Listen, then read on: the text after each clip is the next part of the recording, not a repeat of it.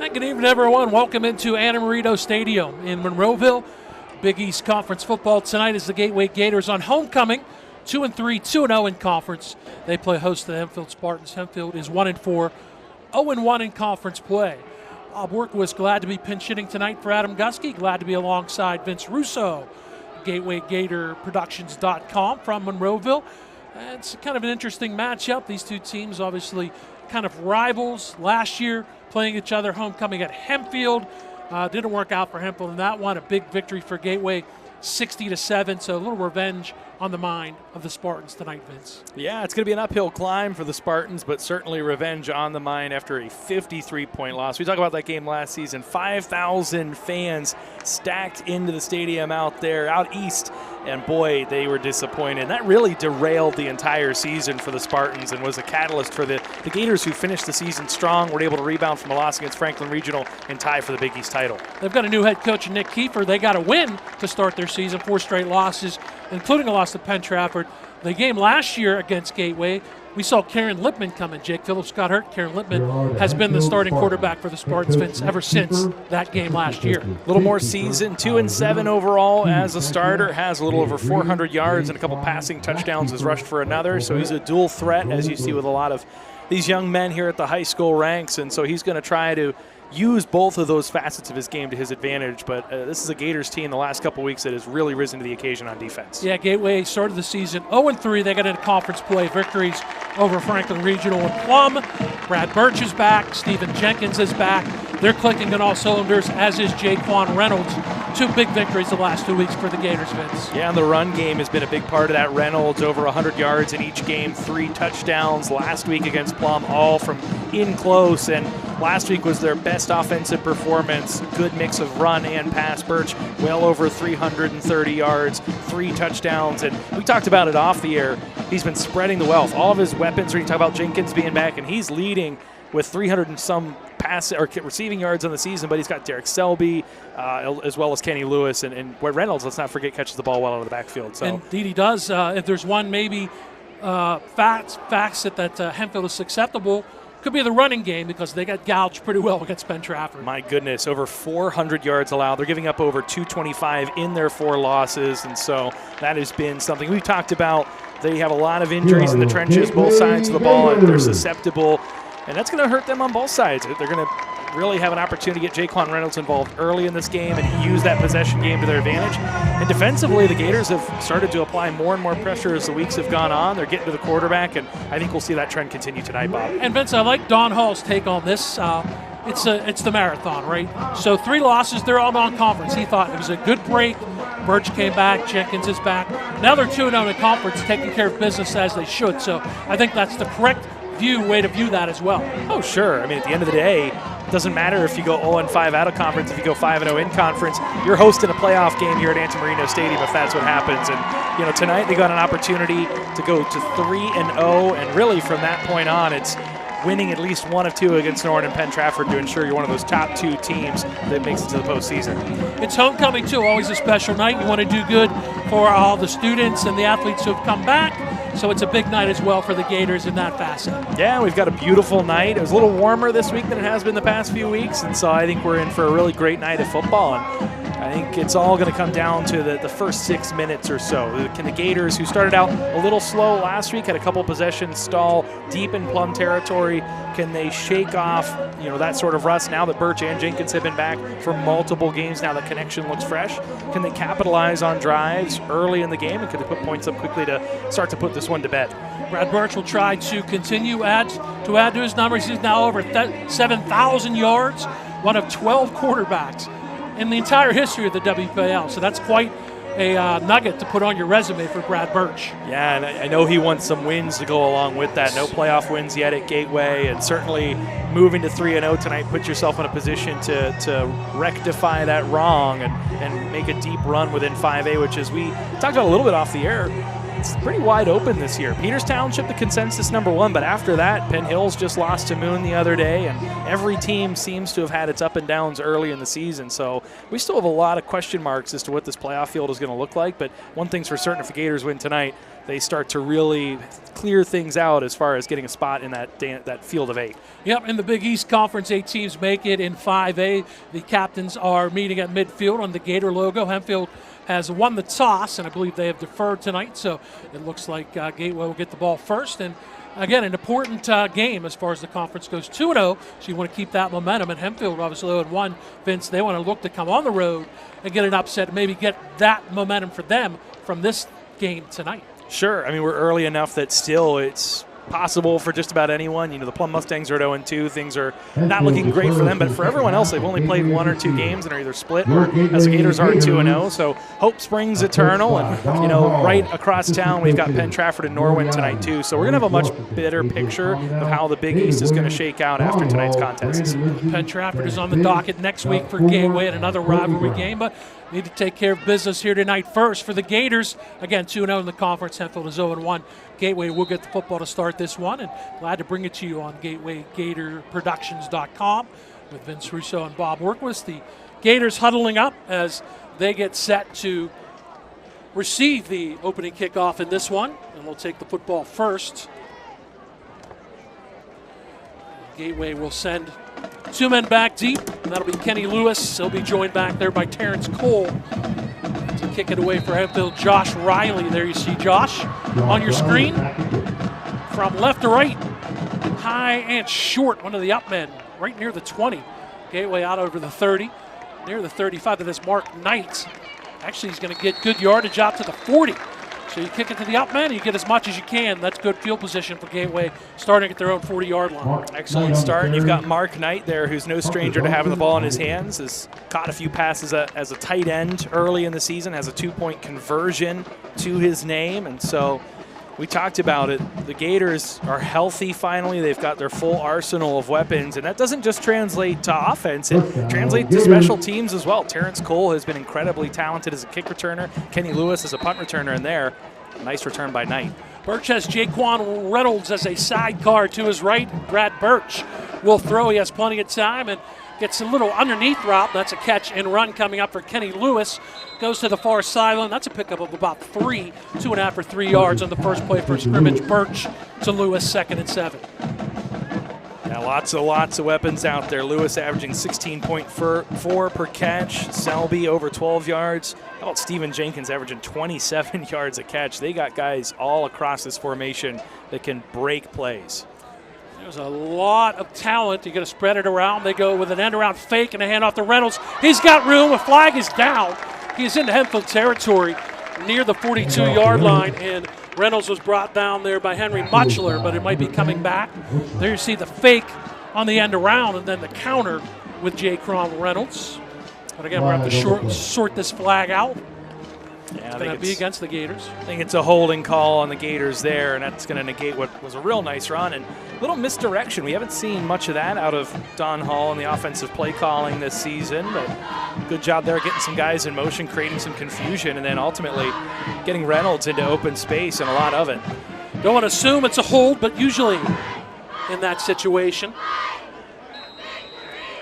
it is. So it takes the ball back to the 33-yard line. So the Gators are at 2nd and 17. They need midfield. They'll put a man in motion coming to the near side. That is Lewis, and we get a whistle and another flag and probably a procedure call or a false start. There's Andre King, our referee, so that's not the kind of start you wanted for the Gators. They had a 2nd and 7. Soon looks like to become a 2nd and 22, although there is a discussion out there. Well, this is a Gators offense that can move the ball in chunks quickly, but you don't want to get yourself behind the sticks here and make things tougher than they have to be. And it is procedure against the Gators, so a hold took away a big run from Jaquan Reynolds. After the first pass of the game was a 3-yard completion to Kenny Lewis. That was the 20th catch, by the way, for Lewis on the season. So 2nd and 22 after they move the Gators back. They're going the wrong way. Now they got the spot right. That's correct from the 33, 34 to the 28. So the Gators need midfield. 5-yard penalty. There's Second Birch. down. Reynolds the side card to the right, and Lewis will come in motion. Far side, near side, so trips to the near side. Birch throws it the opposite way, single coverage over there, puts it out there, and that's a fantastic catch by Steven Jenkins. First down, Gators at the Hempfield 31. Oh, we just talked about it. Jenkins averaging 27 yards a catch, and on that one, gets a whole lot more on that one. That's a 41-yard connection, it looks like. And my goodness, Jenkins, Birch, they have great chemistry. What a great catch as well. Muchler on the coverage. And he goes up, gets it, so the Gators convert. Birch option to the right, pitches. There's Jaquan Reynolds. First down and more. He's going to be dragged down from behind, but it'll be first and goal for the Gateway Gators on the tackle, Jacopus. But Birch gets it all the way to the 4-yard line, or excuse me, Reynolds on the pitch. And first and goal for Gateway. They're going to spot it at the 5, so first and goal from there. You can just see the confidence from this offense. They're humming right now. Birch, a great job waiting till the very last moment and getting rid of that one. He'll take the snap, handoff, trying to get to the right. Reynolds gets about the 3. Good job to come over by Lipman to make that tackle. Muchler as well for Hempfield. 2-yard pickup, second and goal from the 3. Yeah, Littman with a nice big hit there to save the touchdown, driving Reynolds backwards. You don't see him go backwards too often. His low center of gravity. Reynolds not the biggest back on the field at 5'8", 185, but he tends to drive those feet forward and fall forward on most plays. It's a nice tackle by Littman. Lewis in motion. They'll fake it. They'll counter. Reynolds has room. He's going to just waltz in from 3. Jaquan Reynolds, the first touchdown in this one for the Gateway Gators. That's touchdown number 5 for Reynolds. Just too easy on the misdirection, Vince. Yeah, great job there. Great play design. Jenkins, a quick little chip there to make sure that the edge is sealed for him. And from there, it's just turning on the Jets and getting into the end zone. That's an emphatic first drive from the Gators to take control in this one. Blake Marsh on that, the point after for Gateway. That is up. That is good. Emphatic in the drive. And also, Vince, the fact that Gateway had back-to-back penalties, a hold and a procedure. And they were faced with a 2nd and 22 they converted, and then 3 plays later, they're in the end zone. Really is amazing what they've been able to do with that deep passing game over the past 3 weeks. And a big credit to Brad Birch. You know, Sid Bryant played really well in relief for 2 games, but Birch has really channeled that deep ball. He looks like the quarterback we talked about from his sophomore year here with the Gators, where he passed for nearly 3,000 yards and just a ton of touchdowns. And you see on that touchdown carry, nice balance in the offense, running and passing. But Birch, the deep ball, he put that right where Jenkins could get to it. Jenkins made a great adjustment in traffic, got his hands out, extended, and high-pointed it. And that combination right now looks like it might be the most lethal in 5A, which is saying a lot because we saw Cam Walter and Scoop Smith earlier this season. There's some real talent in the passing game in 5A. We'll be seeing Cam Walter and Scoop Smith tomorrow as Woodland Hills takes on Shaler. Marsh the kick, and it's taken by Hempfield at the 1-yard line, returned by Reddick Catcher, trying to get to the 20-yard line. Might just do that. Actually, they're going to spot him down at the 19, and that's where Hempfield will start on their first possession in this one, trailing 7-0. Yeah, looking real close to that foot on the line there, which would have been an automatic touchback, but they get the chance at the return, and good job keeping the legs moving there, absorbing the hit.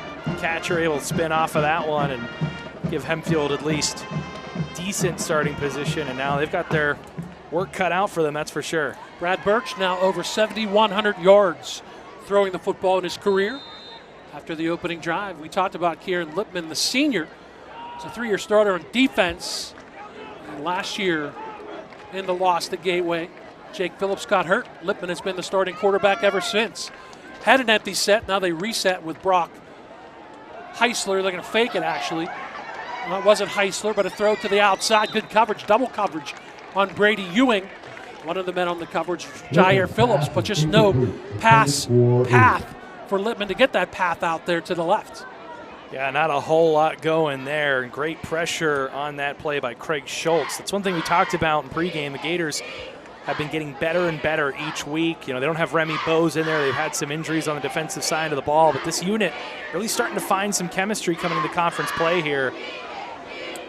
It's Rogan Catcher, who is the man in the backfield. Brady Ewing is the wing back or the H-back to the near side for Hempfield on 2nd and 10. It'll be a handoff. Catcher trying to come to the near side, and that's a good read. The man initially came up and then looked it back in. That was Steven Jenkins. He was kind of looking in the backfield, Vince, saw the ball carrier, and he stops Rogan Catcher. Maybe a yard gain. We'll call it 3rd and 9. A real physical play there by Jenkins, getting his head around quickly and then laying the boom on the ball carrier there. And just absolutely no room to work with there for Hempfield. Now they're behind the sticks and going to almost certainly have to go to the air here. Now it's a chance for these DBs to play ball hawk a little bit in the down line and to pin their ears back, try to get after the quarterback. You could potentially see Steven Jenkins at Bowling Green as a defensive back as well. He's that good on both sides of the football. Rogan Catcher motions out, so trips to the left for Hempfield. Lippman will look that way. He'll throw underneath. That's a good pattern and a jolting catch, but a catch nonetheless for a first down. A nice grab by Dom Lapinto, and that'll move the sticks as he is out to the 31-yard line. Yeah, you see on the replay here, they took advantage of the soft zone that Gateway was playing, and Jenkins didn't really know which receiver to commit to and wasn't really able to cover either, and so that created a couple open receivers, and Pinto, good job making sure he got that first down yardage. That's his 9th catch of the year. Quick pass this time, and they try to little flare out to Reddick's catcher. There are 3 catchers on this team, in case you're hearing that. Rogan Catcher, Reddick's catcher, and Ronald Catcher. Ron is the senior. Rogan and Reddick are junior, and they're twins. So 2nd and 10 after the incompletion. Lippman to throw from the empty set, again looking the opposite way. Steps up, fires it out there. That's a good safety valve catch by Mitch Bitar. And Bitar's close to a first down right at the 41. That should be enough to move the sticks, and it will. Yeah, I thought that he'd gotten a few extra yards. I mean, certainly they have a better vantage point right down there along the sticks. You see, no, it looks like he steps out right there around the 41. I was worried about his back foot. That was his left foot, but it was in bounds. So back-to-back first downs now for the Spartans to the 41.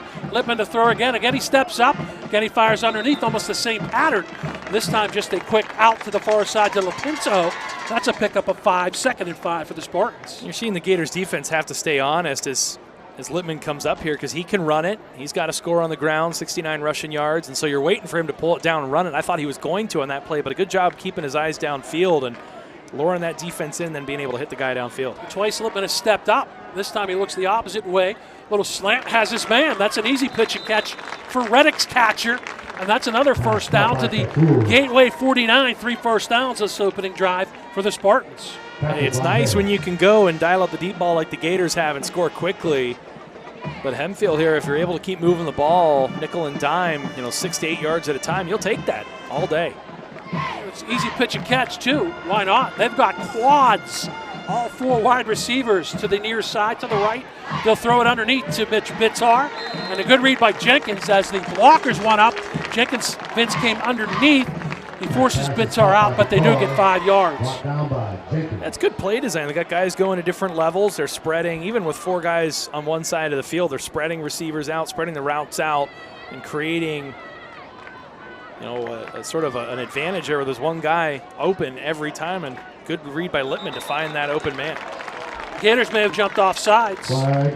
Craig Schultz was he encroached in the neutral zone. He wasn't enticed. That's the penalty against Gateway, and that might be enough to give Hempfield another first down. It was a 2nd and about 5. This should get the ball to the 39. It will be another first down for the Spartans. So a nice little meticulous drive. You mentioned the play call with the quad wide receivers. The one thing you need to be careful about is blocking too early on that situation. They obviously did not. 1st and 10, so quads are left this time.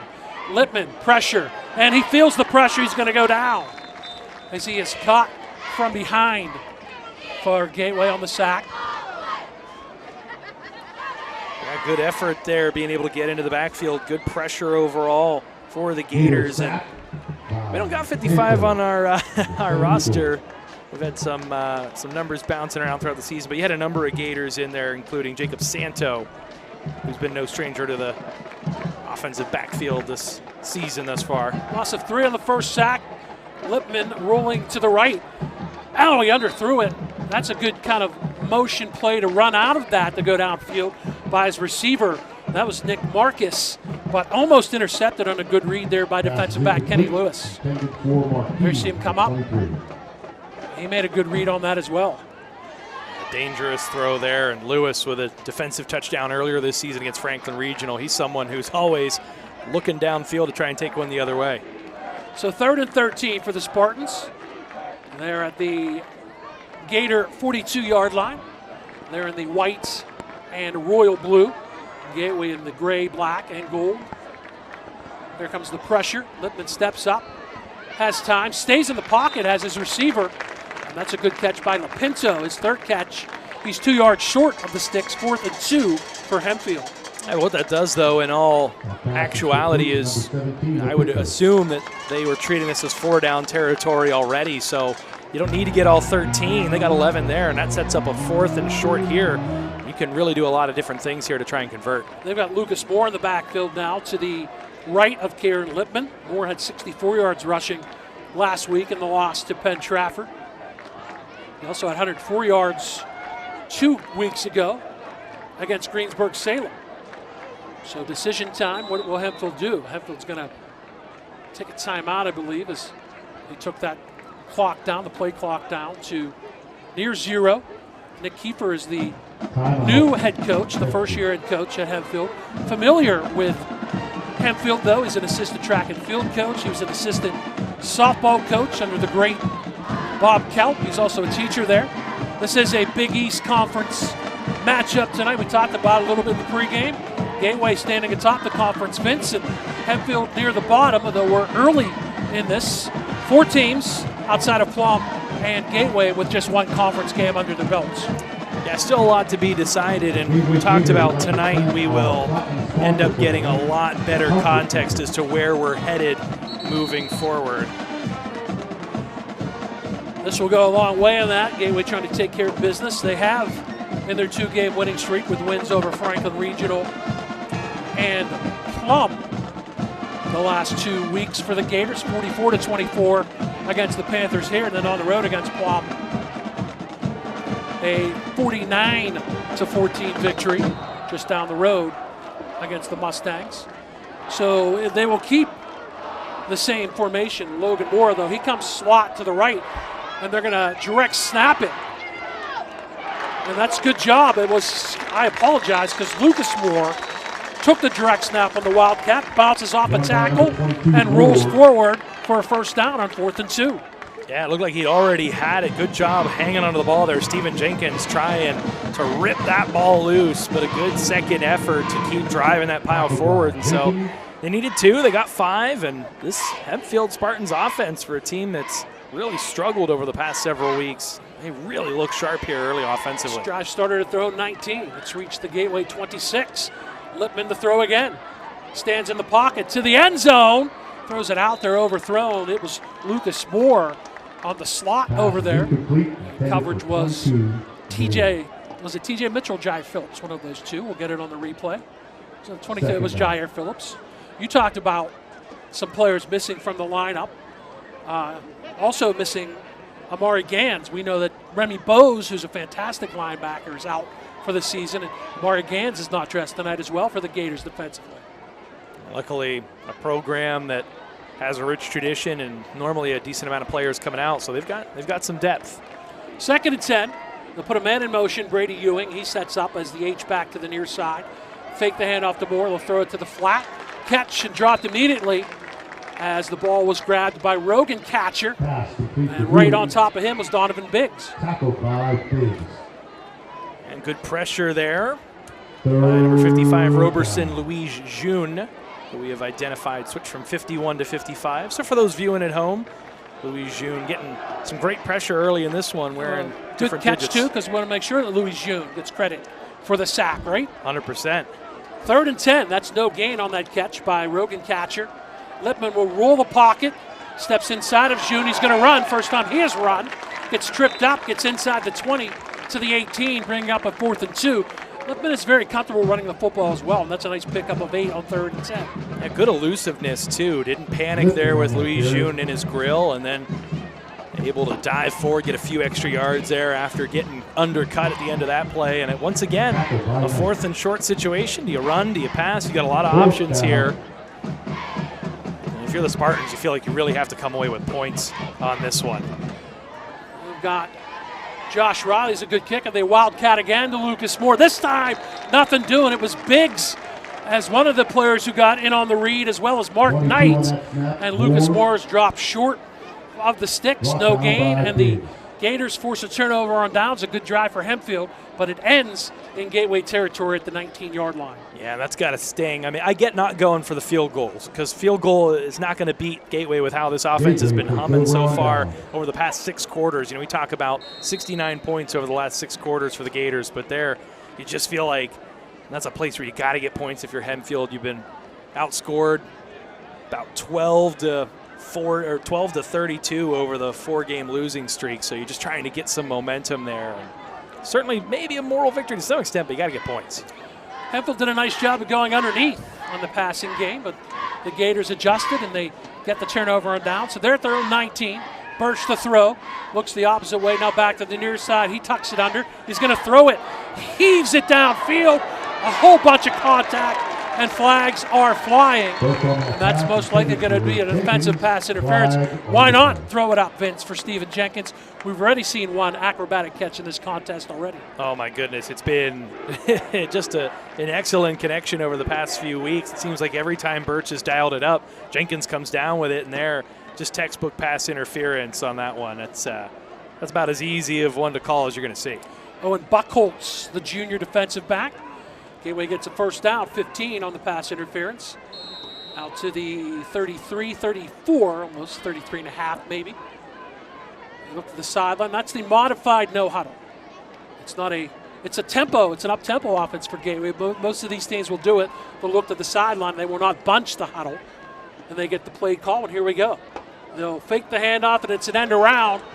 Trying to come to the near side with that football is Kenny Lewis, and he gets over midfield. He is still on the march. Inside the 40, dragged down from behind, still on his feet.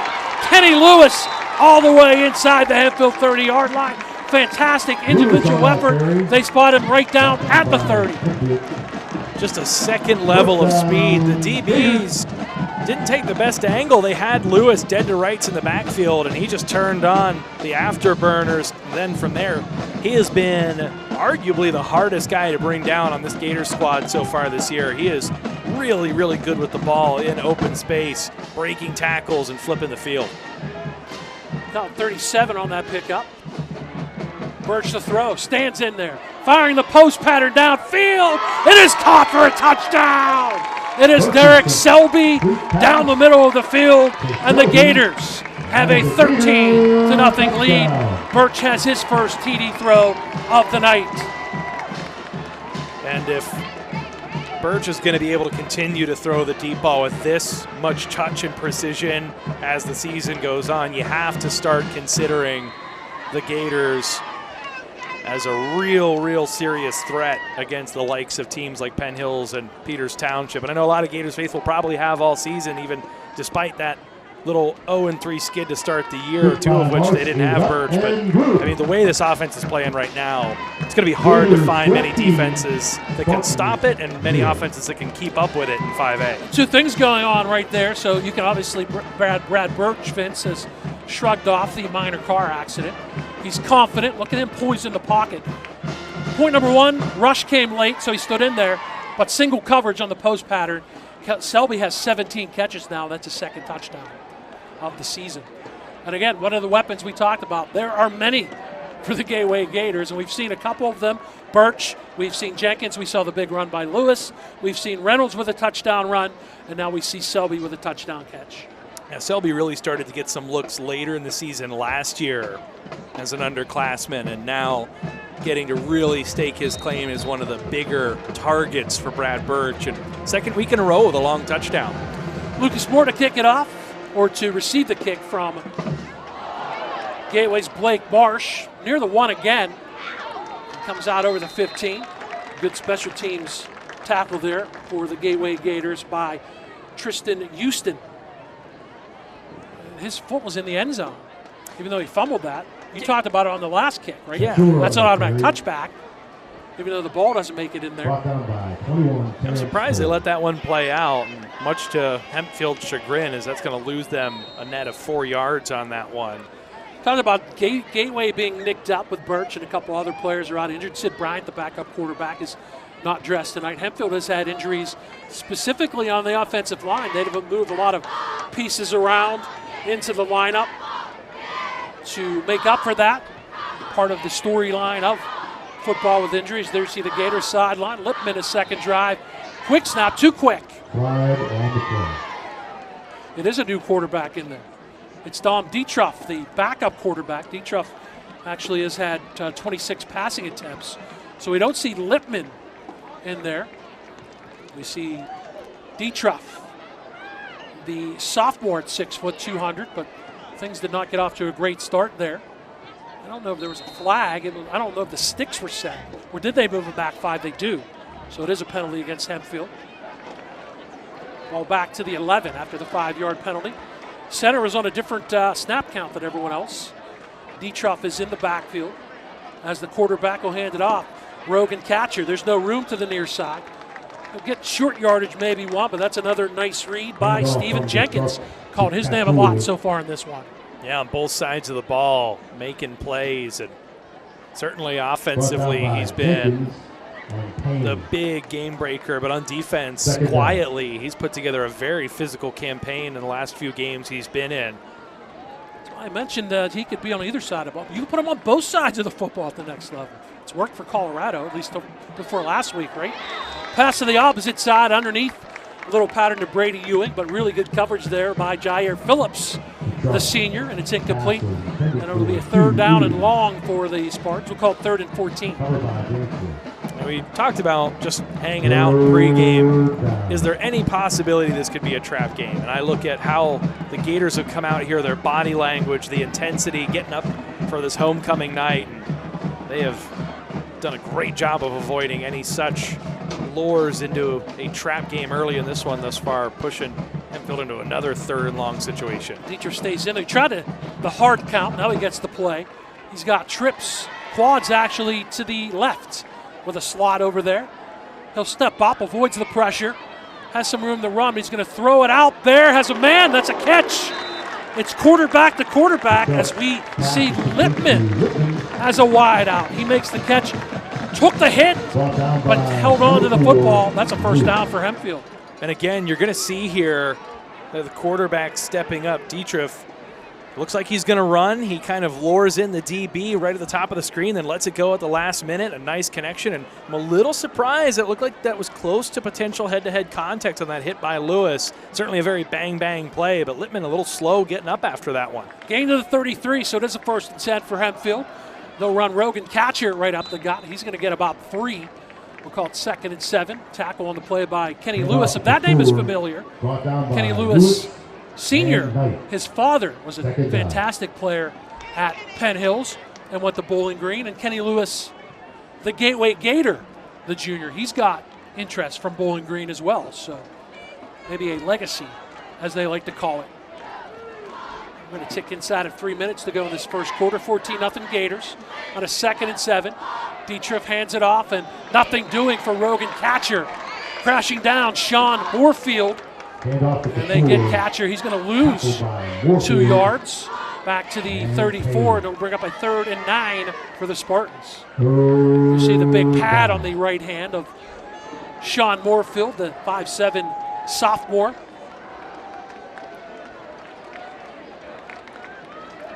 It's been on and off for him all season. He's looking forward to getting rid of that, hopefully, because it's kept him from coming down with a few INTs. Quadra to the right for Dietrich. Pressure comes. He rolls to the near side. Flag is down. Stays behind the line. Lobs it out there. Too tall for his intended receiver. Max Short. Good coverage again. Jair Phillips. We've called his name a few times as well.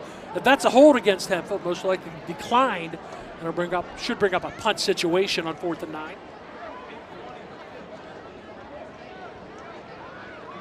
They're sorted out with Andre King, our referee. Again, a beautiful night for homecoming. Have the homecoming festivities at halftime here tonight at Anna Marino Stadium. campus of Gateway here in Monroeville. And it is a declined penalty, so it will bring the first punt of the game. 2 drives for the Gators, 2 touchdowns. 1 drive for the Spartans. They drove inside of the 20-yard line but turned it over on downs for the Gators.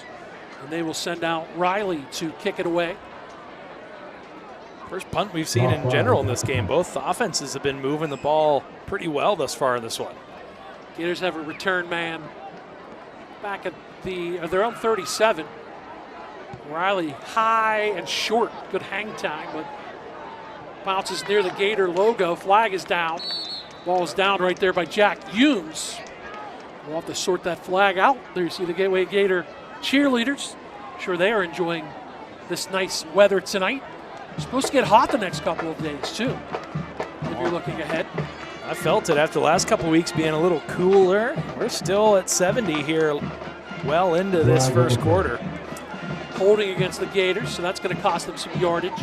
That should take the ball back to their own 41-yard line, but still pretty good field position. Gators have a 3-yard touchdown run from Jaquan Reynolds and a 30-yard touchdown catch from Derek Selby from Brad Birch on their 2 possessions. Just for the record, folks, it was Bob who brought up the trap game in the pregame conversation. Vince didn't think it could be as such. So far it hasn't been. Good thing for the Gators. Birch to throw.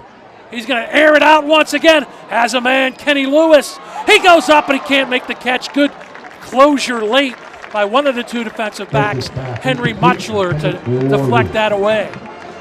Birch still put that in a window where Lewis had an opportunity to make a play on that one. Maybe hangs up just a little bit, but look, it's right there in the breadbasket. That's one that Lewis is going to wish he had back. He got his hands on it. There's the other man on the coverage. It was Kieran Lipman. So it'll be 2nd and 10. Well, Birch has certainly brought the home run ball out tonight. Started a couple of long passes, including the 30-yard touchdown to Selby, a big 41-yarder earlier to Jenkins, and aired that one out for Kenny Lewis. So 2nd and 10. Play clock is down to 2, and Don Hall is going to take a timeout. Don Hall is in his 8th year leading the Gateway Gators, the former lieutenant in the Naval Academy, had stints coaching as a head coach at Erie Cathedral Prep, which was his alma mater, Seneca Valley, and an assistant coach as well. Also the head coach at Tunkhannock out east at Gannon University before coming here. 2 WPIAL titles, and he's had the Gators in the playoffs all 7 years of his tenure, but you mentioned it, Vince. They'd like to have some more success. Recently, the WPIAL titles came in 2017 and 2019. Yeah, they've had some real heartbreakers, games where a few years back in the semifinal, they were unable to run the ball effectively enough to salt away a Peters Township team that came back from 19 down. They fell in a 17-0 hole against Penn Hills 2 years ago and fought all the way back just to have the Indians score late in the game to win. And then last year, a heartbreaker, a late touchdown by Upper St. Clair. So they've been right there, just been on the wrong side of a few bounces. Birch will fake the handoff, comes to the near side, has a player out there. He's going to keep it. He'll put it down. He's very adept at running the football. Gets out to the 48 for a gain of 7. We're looking at 3rd and 3. Talked about Brad Birch over 7,000 yards passing. He came in with 775 yards rushing in his career, including the freshman year at Jeanette. So potentially, the longer the season goes, he could be 8,000, 9,000 throwing and 1,000 running. That's 10,000 yards from your quarterback all told. That's good stuff. That's good stuff right there defensively for Hempfield. Jaquan Reynolds is dropped by Rogan Catcher behind the line of scrimmage. Yeah, used to seeing Reynolds being able to bust those ones loose, and they're keeping the offense out here on the field, but we've seen this a number of times. I fully anticipate Birch will step back and pooch punt this one at the last minute, but you don't have to, as he gets a man to jump on the hard count. That man jumping in, Brennan Knight. And on 4th and 3, the hard count works. 1st and 10, Gateway. That'll put the ball into Hempfield territory around the 48-yard line. I was thinking the same thing. I've seen enough Gateway football over the years. The Brad Birch, athletic enough for the pooch punt. But why not go for the hard count? You go 5 yards there, it wouldn't have mattered. But you get 5 on the penalty as we tick inside of a minute to go 14-0 Gators in the first quarter. Birch has the signal from the coaching staff on the near sideline. He's got Reynolds sidecar left. Reynolds will take the handoff and run right over the 45, stutter step, and will fall inside of the 40. About 9 yards, dragged down from behind by Nick Marcus. Handoff to Reynolds. Watch the feet. Brought down by 24, right here. Little stutter step to get an extra 3 yards. Also, Reddick catcher in on the tackle. Second down. The Gators have had no issues, whichever way you slice it, running the ball, passing the ball, but as they have a comfortable lead here, we've talked about Hempfield's struggles to stop the run. Wouldn't be surprised to see them continue to do this. Reynolds to the near side, goes left, first down and more. Inside the 35, bounces off a tackle, and he's going to be forced down at the 31. Another good gain, another first down for Jaquan Reynolds, who has a touchdown. Had a big run on the pitch on the opening drive as well, and that should be the final play of the first quarter.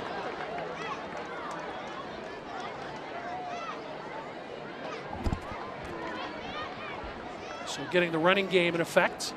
Actually get it to the 30-yard line as the teams will switch ends. So Gateway, 2 touchdown drives on their first 2 possessions with Reynolds and Selby.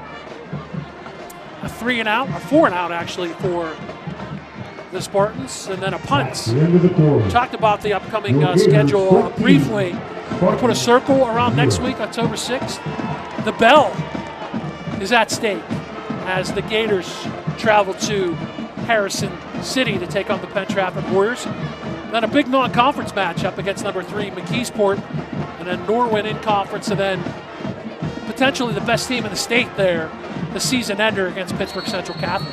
Yeah, the road ahead does not get any easier, to say the least, for the Gators. And depending on how things go across town tonight, Penn Trafford up 14-7 on Norwin. At the moment, Norwin actually just scored to pull back within 1 score in that one. That's a much improved Knights team, but that could be 2 undefeated teams in the Big East once again, and 2 teams that we're used to seeing atop the Big East. Nick Brown was formerly the head coach here at Hempfield, 2 years, and then moved to Norwin. And I agree. Also amongst our pre-game conversation, we game plan as well, fans. But Vince had a nice Subway hoagie going on.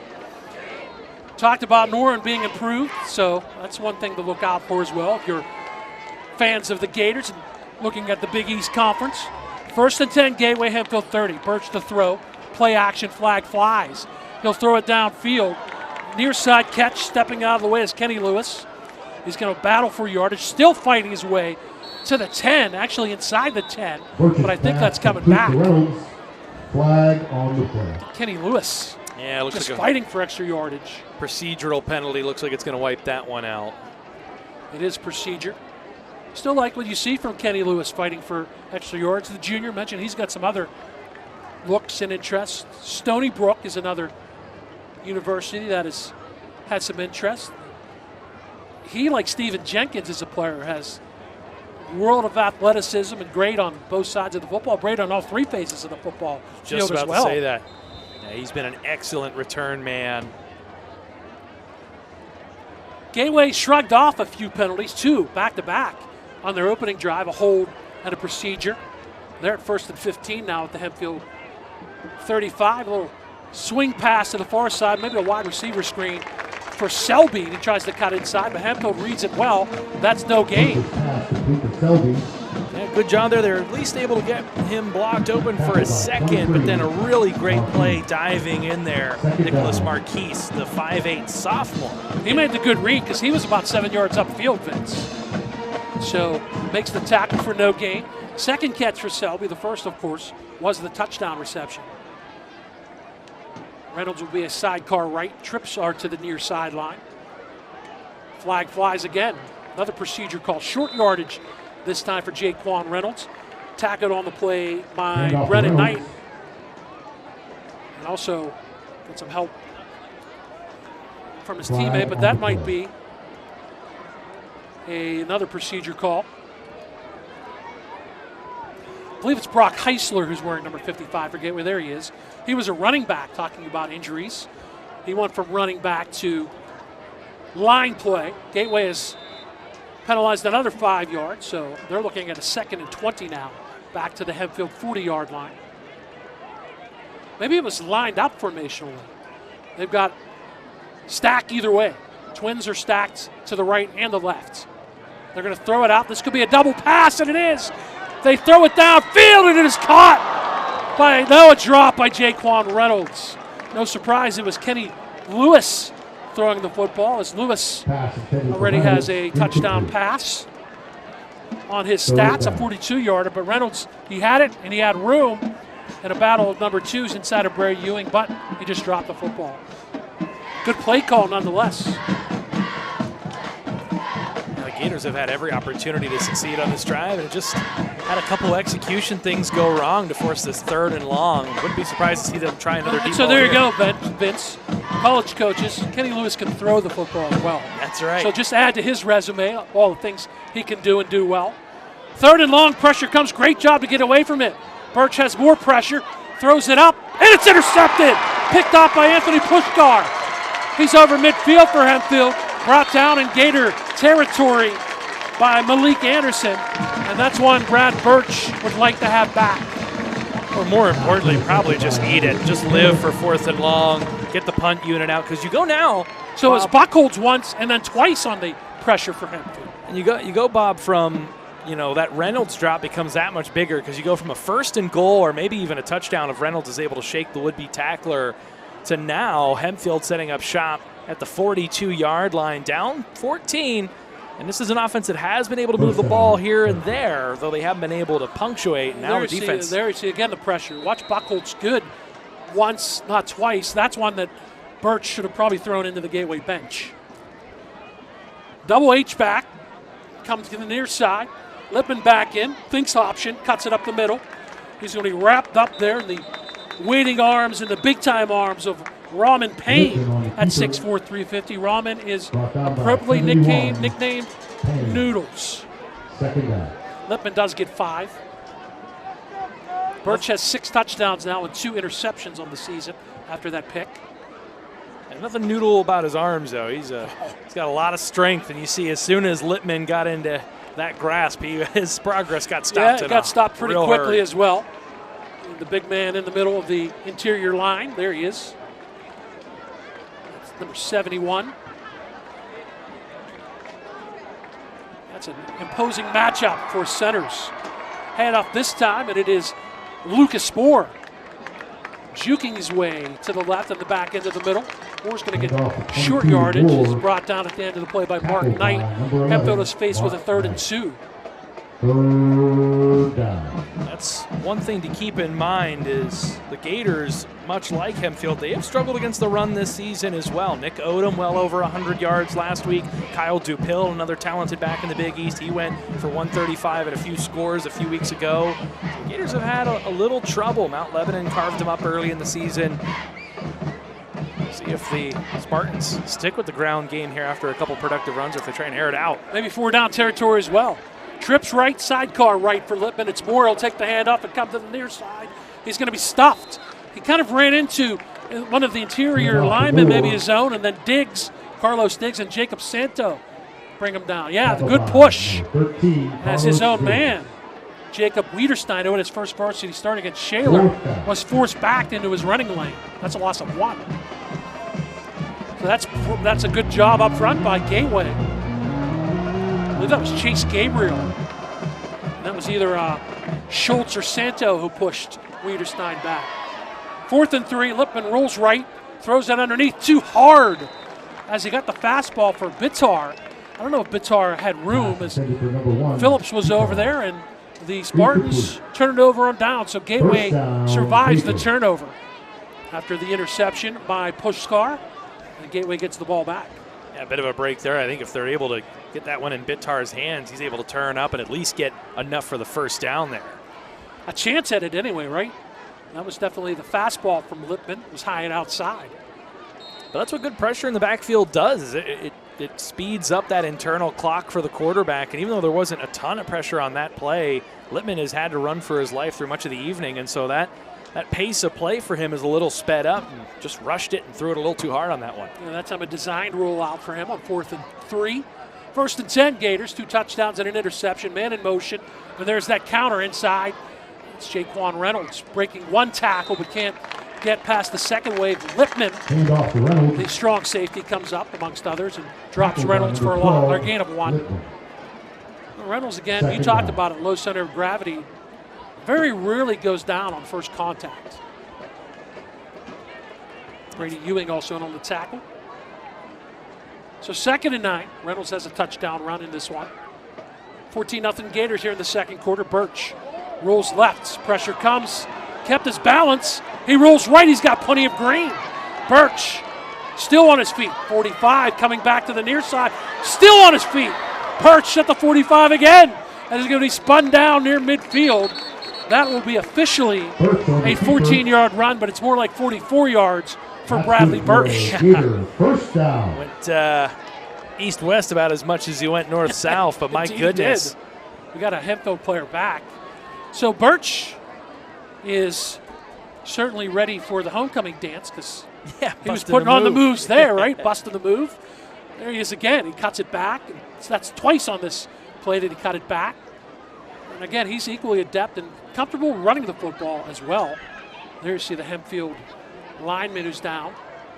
That's the last thing that the Spartans need is another injury It's on true. the interior with Brennan Knight, the 5'10 senior, 225. And you always worry a little bit. Birch there, he actually had the first down, ran back past the sticks the wrong way, but was able to turn it back upfield for what ended up being a net gain. But you always worry just a little bit when a guy has the first down and takes a step back. Twice Vince he did it because on the initial pressure he was rolling right and then he circled back as well. Here it is again, we'll get it. So the pressure comes and the pressure was applied by Brock Heisler. And there's great balance right there, putting the left hand down to keep his balance. And then he had great room and then he cuts it back again. All for a pickup of 14 and a first down in midfield. And a good job on a design pass play for guys to get their heads around and get blocking downfield. And not to be illegally downfield either, initially.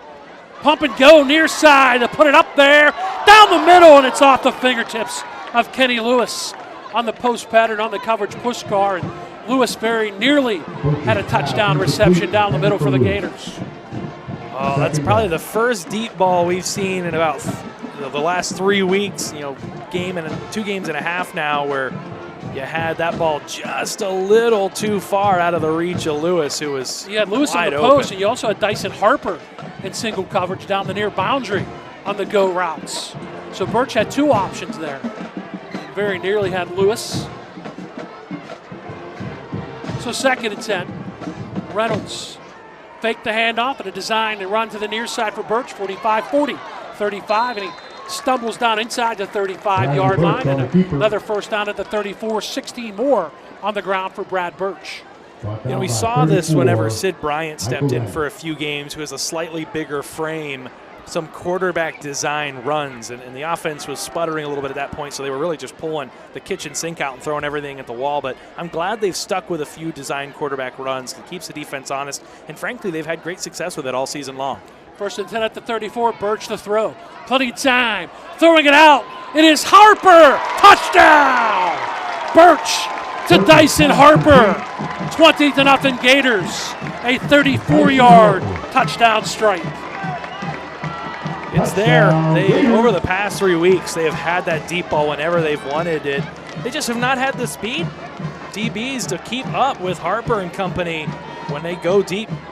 Beautiful, beautiful ball on Birch on that one.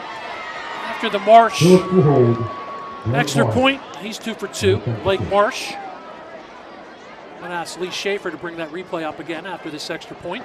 Low snap, but Marsh has it. The Gators lead, 21-0. And they celebrate with the flickering lights. So we can see a replay on that touchdown again. This is what it's like when you have many weapons. We see Dyson Harper with the touchdown catch. Inside route, Kenny Lewis freezes the safety. That gives Harper room on the hash. And the Gators take advantage of it. Thank you, Lee, for that replay. And Dyson Harper, 9th catch. And that's his first touchdown on the season. A 21-0 lead for the Gators on homecoming. It's kind of pick your poison, right? Who do you defend? There's so many weapons for the Gators. That's a good problem to have for Don Hall and his staff. So Birch has a couple of touchdown throws tonight, plus an interception. He's got 7 touchdowns on the season. He's over 7,100 yards in his career, including the freshman year at Jeanette, where the Jayhawks won the WPIAL Single A championship. He was injured. That was really the only other time outside of the car accident this year that he had missed time. Low kick, I believe that is Moore on the far sideline. Finally gets it away from the end zone and the goal line, and he gets good yardage out to the 34-yard line for the Spartans. Was not Lucas Moore. Reddick Catcher on the return. Casey Carter on the tackle. So 1st and 10, Hempfield at the 34. They've done some good things, specifically on their opening drive, but they stalled on a downs. They had great field position after the Puskar interception, but they went 4 and out. Twice they went 4 and out. And Gateway's taken advantage of it. The Gators have touchdowns on 3 of their 4 drives in this one. So Dom Dietrich is back in at the quarterback slot. Trips right with Ewing, the H-back, to the left, and Rogan Catcher, the sidecar, to the right for the Spartans. High snap, quick throw over there. Quarterback to quarterback, Dietrich to Lippman, and Lippman is hit immediately. Coming up, Jair Phillips, the 5'9", 150-pound senior. Lippman, if they give him forward progress, it is no gain. That's his second catch. So he's completed passes and he's caught passes. What's left in the hat trick? He's run the ball too. One thing you notice from this Gators defense is they have been sure tackling tonight as the season has gone on. That was an issue against some of the bigger teams they faced early in the year, Mount Lebanon, Woodland Hills. This defense has settled in and really good form closing tackling. Speed as well, Vince. Absolutely. We've seen it. We've talked about Lewis and Jenkins and Phillips. They send a man in motion on the orbit route, and they'll run Catcher to the left, and he'll get maybe a yard. As coming up to make the play, Ahmad Harris, the 6'1 senior. Also Mark Knight. It's a gain of 139. They tried misdirection too. They went with that orbit route, and then went counter to that to the right, but it's not truly assignment football, but you need to stay home, and the Gators did it well. Assignment football is when you're facing the wing T or the option. And that's discipline. That's discipline as well, to stay home, because your first instinct is to chase the football. So Dietrich, the junior, or the sophomore, excuse me, at 6', 200, has the play call. They send Catcher in motion. So quads right, the throw. Catcher down the middle. He makes the catch, and he's going to score. Rogan Catcher from 65 from Don Dietrich. And the Spartans are on the board. It is 21-6. Really nice ball from Dietrich. Put some nice lift on this one. It didn't hang up for too long, and just a lot of separation there, trying to hang on there as Ahmad Harris just wasn't able to do so. Running back on a linebacker, you take that mismatch offensively. And it works. Rogan Catcher, appropriately named, as he makes the touchdown catch. He was their leading rusher coming in. That's his 6th reception. He had a 5-reception game earlier. Rogan Catcher now has 5 touchdowns on the season to lead the Spartans. Extra point is up, and it is good from Josh Riley. And Hempfield has life. They were down 21-0. Give them their first points of the game. 21-7 lead for Gateway with 4:39 to go in the second quarter. Yeah, it felt like a drive where Hempfield has had some opportunities and just haven't been able to capitalize. And if you're going to try to hang around in this one and get to halftime within a score or two, you got to put some points on the board. Finally, for the whole night of them sort of chipping away, a little 6-yard pass here, an 8-yard run there. Who would have thought it was the deep ball, their first real shot of the night, that got them their first points. Good play call, too, as they had Catcher as a sidecar, and then they motioned him out into a slot left. And he just ran a post pattern, and Harris could not catch up to him. And so Hempfield was on the board. So they've got a touchdown amongst their 4 drives. The Gators have 3 touchdowns amongst their 4 drives. Drive number 4 should be forthcoming. Riley to kick it away for the Spartans.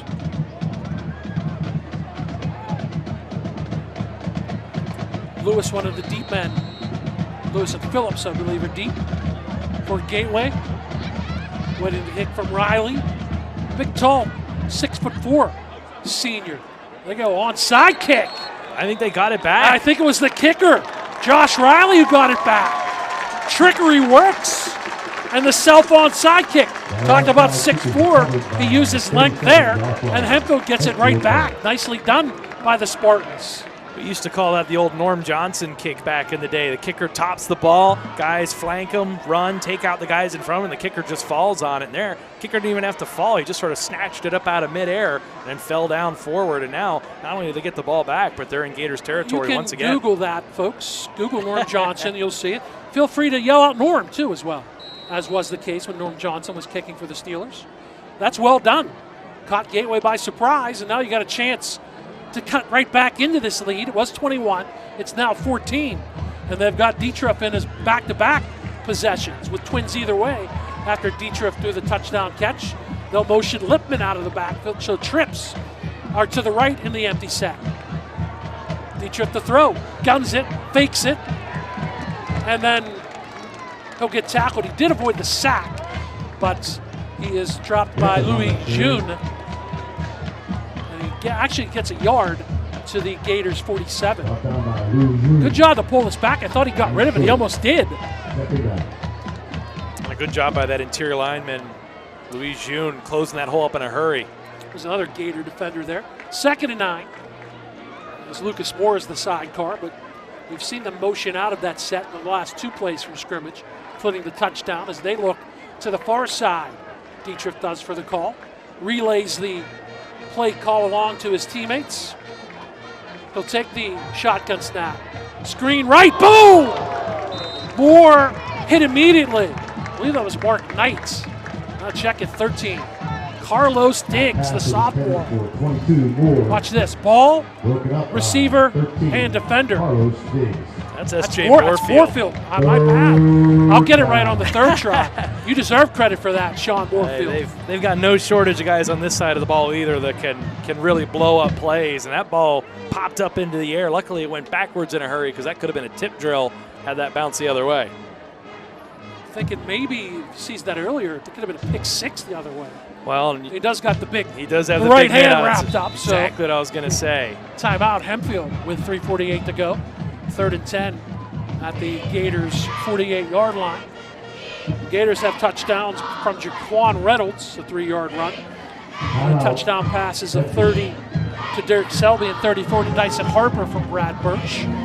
Last possession, Rogan Catcher, a 65-yard catch from Don Dietrich. And then the onside kick. We were talking about the 5A classification a little bit, Vince. There you see the Allegheny 6 and the #1 team as far as the Post-Gazette and the Trib Live, the Peters Township Indians, deserving with a 5-0, 2-0 section or conference record. Yeah, they're all over Baldwin right now, 21-0. Upper St. Clair leading Mount Lebanon 14-7 at the moment. And then the Moon Tigers, a team that have crept into the rankings for the Post-Gazette, they're up 14-3. They've scored 14 unanswered against South Fayette. They're looking to try and start out Allegheny 6 play 1-0. They are a real sleeper team if there ever is one in 5A after 2 really impressive wins. Yeah, Moon was 0-3. Mars. And 2 big wins against 2 pretty good teams. Mars is 4A, but a pretty good program under Eric Kasparovich. And Penn Hills is one of the teams considered maybe a favorite in 5A. 3rd and 10 for the Spartans after the timeout. Dietrich has Moore as a sidecar to his right. He's got a tight formation with Bitar and Lapinto to the right and one man to the near boundary. That's Ron Catcher. And the H-back to the right as well. That's Nick Marcus. No motion, Bitar to the near side. Dietrich the throw, looks for a screen. Gateway reads it, but it's wide open. A catch and run inside the 30, inside the 25 as out of the backfield, Lucas Moore, brought down by Moorfield, but well done by the Spartans. No one there for the Gators. Yeah, Jenkins with him for a minute, and then again thought the quarterback might try to pull that down and run with it, and he thought he probably had some help behind him, but there was no one home. 1st and 10 at the Gators 25. I circled that on the screen with my pen. I need a telestrator. I move my hands a lot, folks. My partners are aware of it. Vince is about 7 yards away to my right. Occupational hazard. That's comes from my mom and being Polish, so I've been told. 1st and 10. Dietrich fumbles the snap and just wisely falls on it before the man, Stephen Jenkins, gets on top of him. Jenkins could have easily picked that up and gone the other way with that great speed. It's a loss of 15 on the muff snap. Yeah, good job just falling on it, not trying to do too much with it. But boy, does that really hurt for the Spartans, who go backwards in a hurry after the big gain. Talk about Jenkins' speed. He runs an 11.1 in the 100 meters. Also 3.0 GPA. Yeah, he would have taken that 60 yards. So take maybe 4 seconds off the 100, right? Quick math gives us 7 seconds. So smart by Dietrich just to fall on it. 2nd and 25. Empty set. Dietrich has pressure, comeback screen. And Gateway gets to it right away. That's just a short pickup for Lippman on a gain of 1 over to make the tackle, Mark Knight. Yeah, good job staying home. Not biting on that one. Knight comes underneath. So the blockers were engaged, but Knight made the good read to come from underneath. The linebacker, the junior. Hempfield's going to take maybe another timeout. I think they did. Gators have a chance here to escape after. Correct, that Gateway took a timeout, so each team has 1 remaining. Smart for the Gators. Let's go further into the 5A. Northeast Conference. That'll be tomorrow. This matchup, Woodland Hills, 3-2, 1-0. We saw Woodland Hills versus the Gators early in the year. Shaler has beaten Hempfield. Shaler has their conference opener tomorrow. And homecoming at Shaler. I'll be there on the call of that one on the Trib Live High School Sports Network. But Penn Hill's one of the teams we talked about. That non-conference loss didn't really affect them, but they're number 2 in both rankings. And the Rams of Pine Richland, they're just the defending WPIAL state champions, ranked 3 by both publications. Yeah, we've talked about it. Some really good teams in both the Northeast and the Allegheny Six. Makes it seem pretty unlikely that there'll be a wild card team out of the Big East. So it makes this game that much more important. There you see Karen Lippman back in at quarterback after the timeout. Moore is the sidecar to his right. Double H back on that set. And now Moore's going to slide out. Got to be careful of that. Catcher caught the touchdown in this formation from Dietrich. It's a design run for Lippman on 3rd and long. And probably wishes it was a different design as Jacob Santo, all 6'4" and 260, stood him up for a short gain of 1. Lippman on the keeper. Tackled by 75, Craig Schultz. Craig Schultz also in on the tackle. Gateway takes their final timeout, so they've preserved some time, 2:10 on the clock. They've got a 21-7 lead. They've got the quick strike offense. Hempfield punts. They may be looking at a long field, but certainly got the talent to go the distance. They've got 2 big touchdown plays, receptions of 30 on a touchdown from Selby and 34 from Dyson. Selby's in the first quarter. Dyson the only score in the second quarter for the Gators. Speaking of Dyson Harper, older brother Dallas, now at Youngstown State. We say hi to Uncle Hassan, who's an FOB, a friend of Bob. They're few, but they're out there.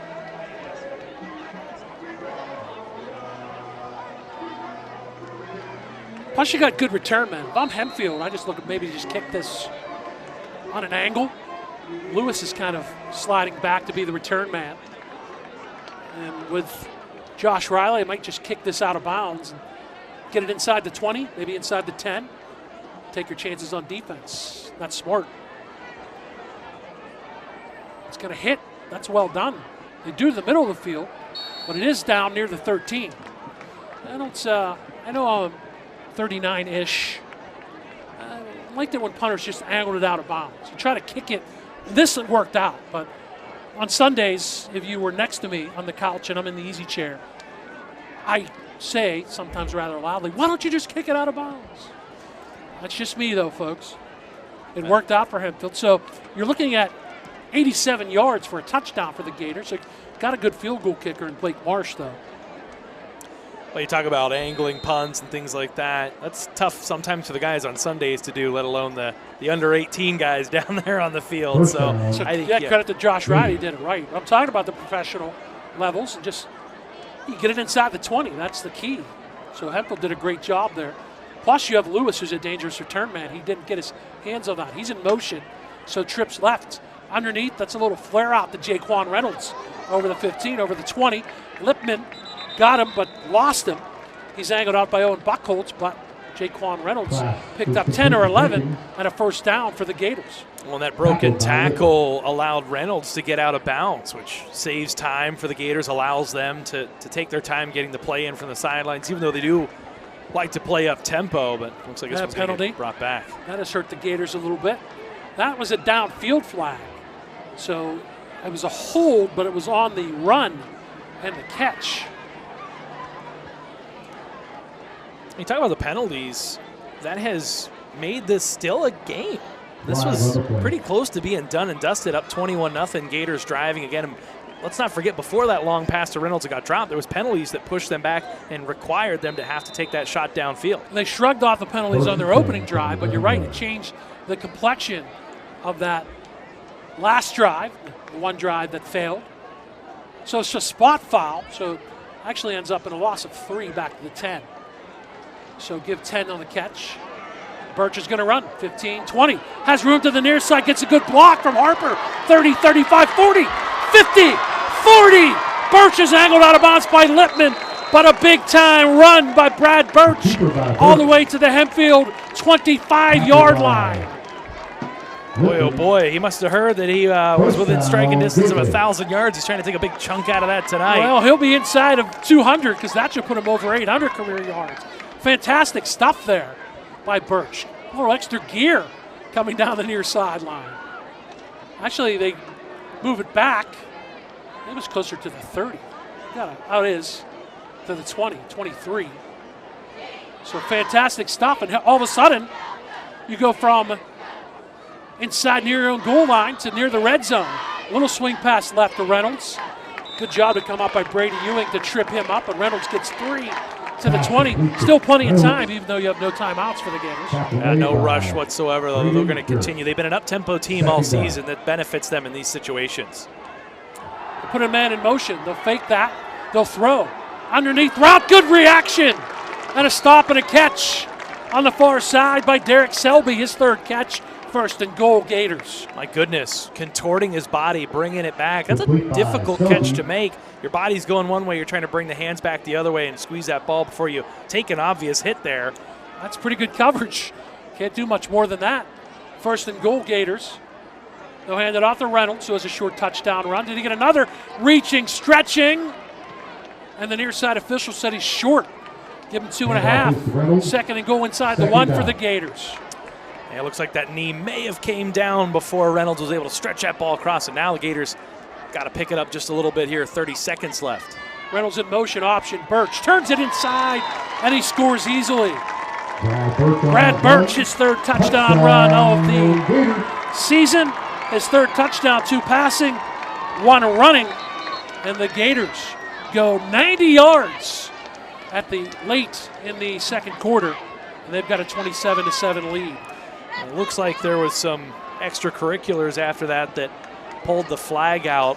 So there was a little extra lick at the end of that by Littman. Quarterback on quarterback action. He comes up, 12 on 12 action as well. Number 12 for Hempfield comes up, puts a little hit on Birch at the end of that one. Birch had a few words to say, and that's the point where the flag came out. We'll see what the official call is here. I think it's after the play, so they're going to the Hempfield sideline is Andre King on Sports-alike, and they're going to enforce it on the kickoff. So with 25 seconds left, they'll kick off from the 25. Touchdown is good, and it's unsportsmanlike conduct against Brad Birch afterwards. He's fiery. There you see Don Hall when you talk about the up-tempo offense.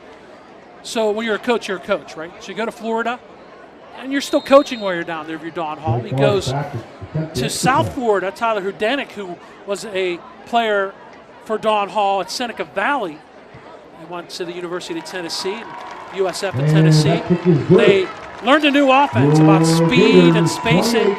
It's fast and up-tempo with wider splits, which fits this Gators team. So Don Hall brings that back when he comes back from Florida.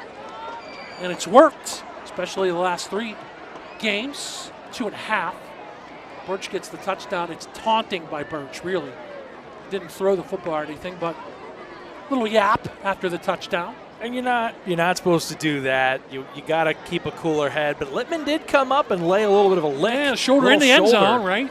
And, there's a lot. It's homecoming night. This is, playing for some real stakes here, trying to move to 3-0 in conference play. You've sort of sputtered in the second quarter, allowed Hempfield to feel like they're kind of back in this game ever so slightly. And a little bit of a late. Yeah, he's already in the end zone. But he is in the end zone, so you don't expect that. So they dusted up just a little bit, too, on that really long run. It was Littman. Well, Littman has taken a cut. Yeah, he pushed him out of bounds. That's a good point.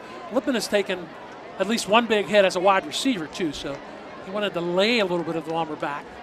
But that's a good point. He was the one who pushed Birch out of bounds. So maybe there was a yapping going on there as well. So they're going to move Blake Marsh back to the 25 to kick this off after the unsportsmanlike call. Hempfield does have a timeout. Not a lot of time with 25 seconds. They do have a long touchdown. Their early touchdown, a 65-yard reception from Rogan Catcher. Gateway has answered that with a 1-yard run from Birch. So 28-7. This is one of the 3 techno songs that is allowed. And you're looking at the Bobby O checklist. I think there might be 4. I have to find the name of the 4th one, but that's one. Gateway. Is there a flag? I didn't see a flag. There is one down. Okay. So the Gators are going to go back 5 yards more. There it is at the 25. It was blocked from my sight. That's free yardage for Hempfield. The Gators with a squib kick, so they're confident in their defense. The Marsh is kicking off from the 20. Still 25 seconds left. The Spartans will have an opportunity. Why not, right? Get it, throw it up, make a play, maybe try to draw a penalty. Right. You got that timeout in the back pocket. You also could give up a defensive touchdown, keep that in mind. See if they line it up the middle of the field again, and they will.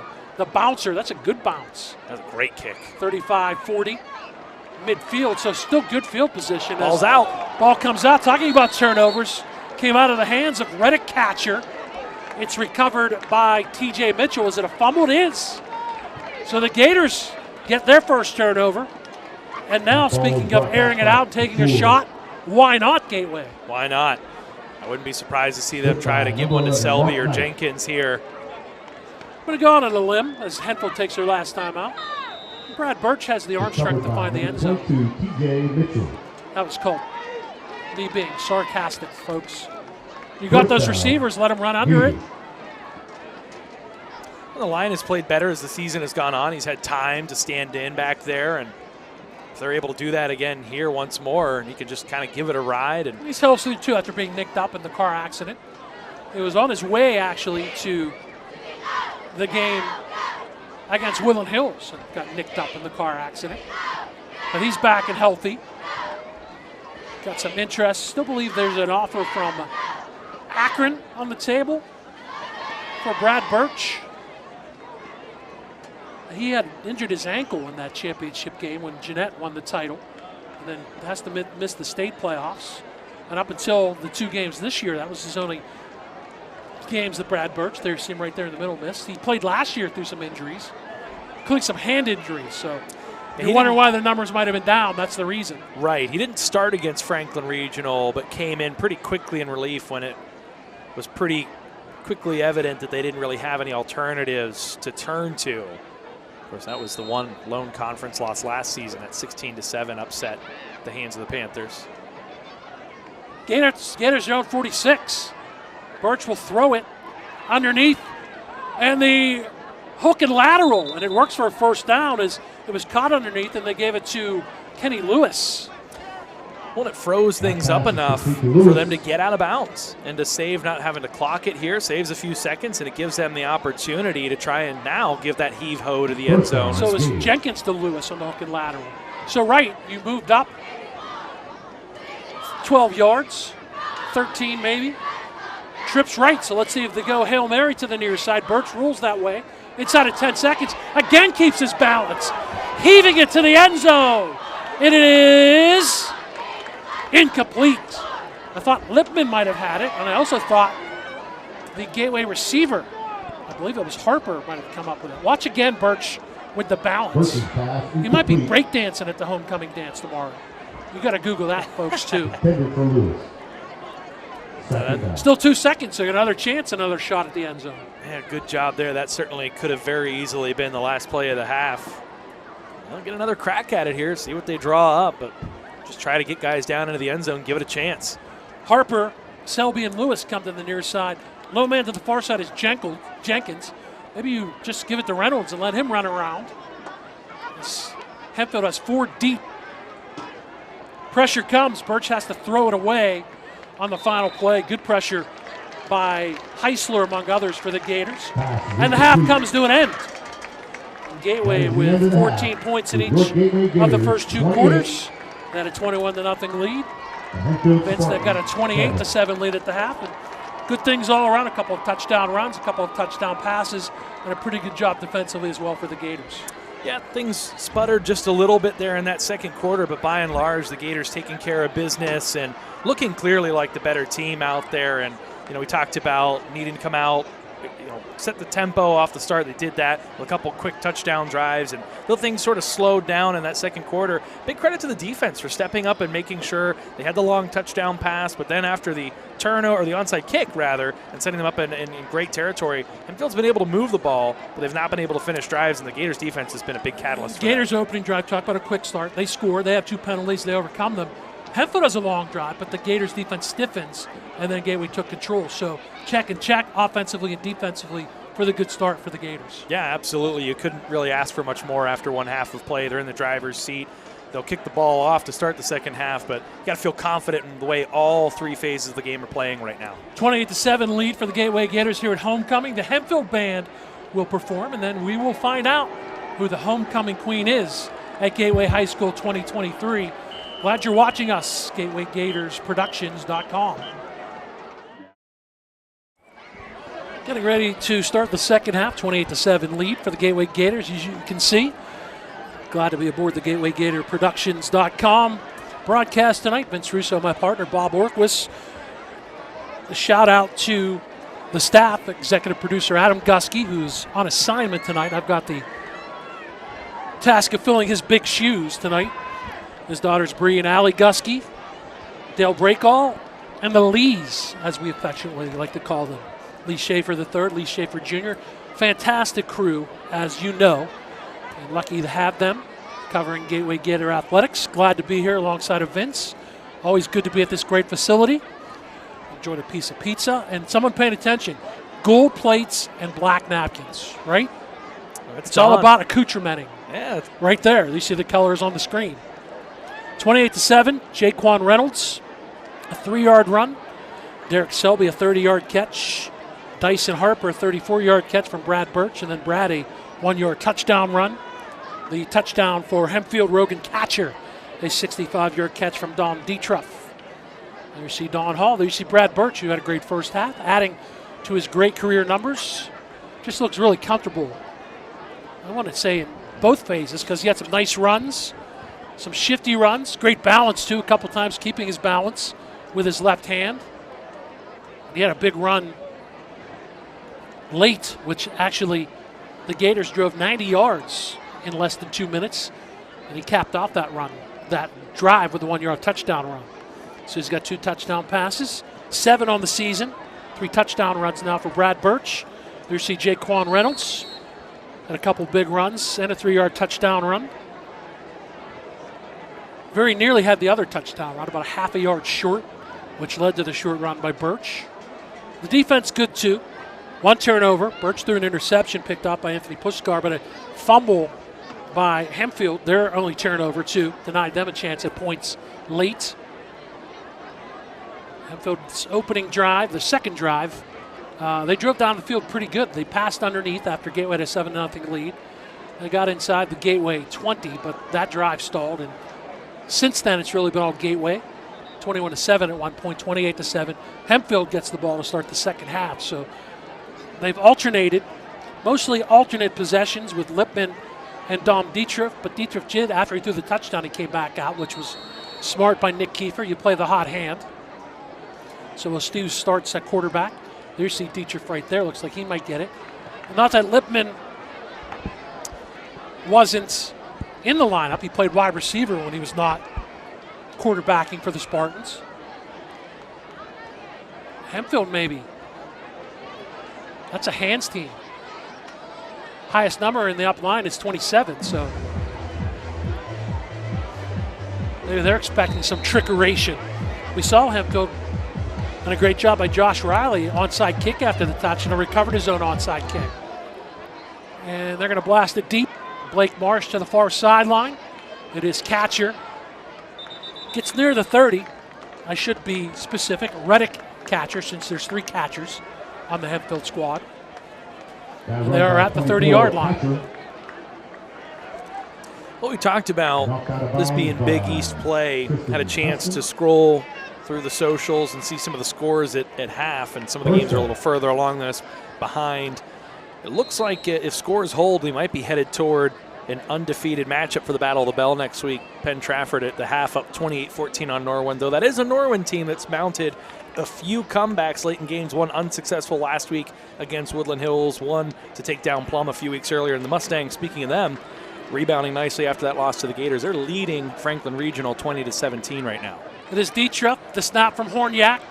It's a little wide, but he catches it with one hand, throws it. Good job underneath coverage. Mark Knight, he wasn't even on the man it was Lipman intended to, but Knight reached up with a big ball and knocked it away. Good vision by Mark Knight.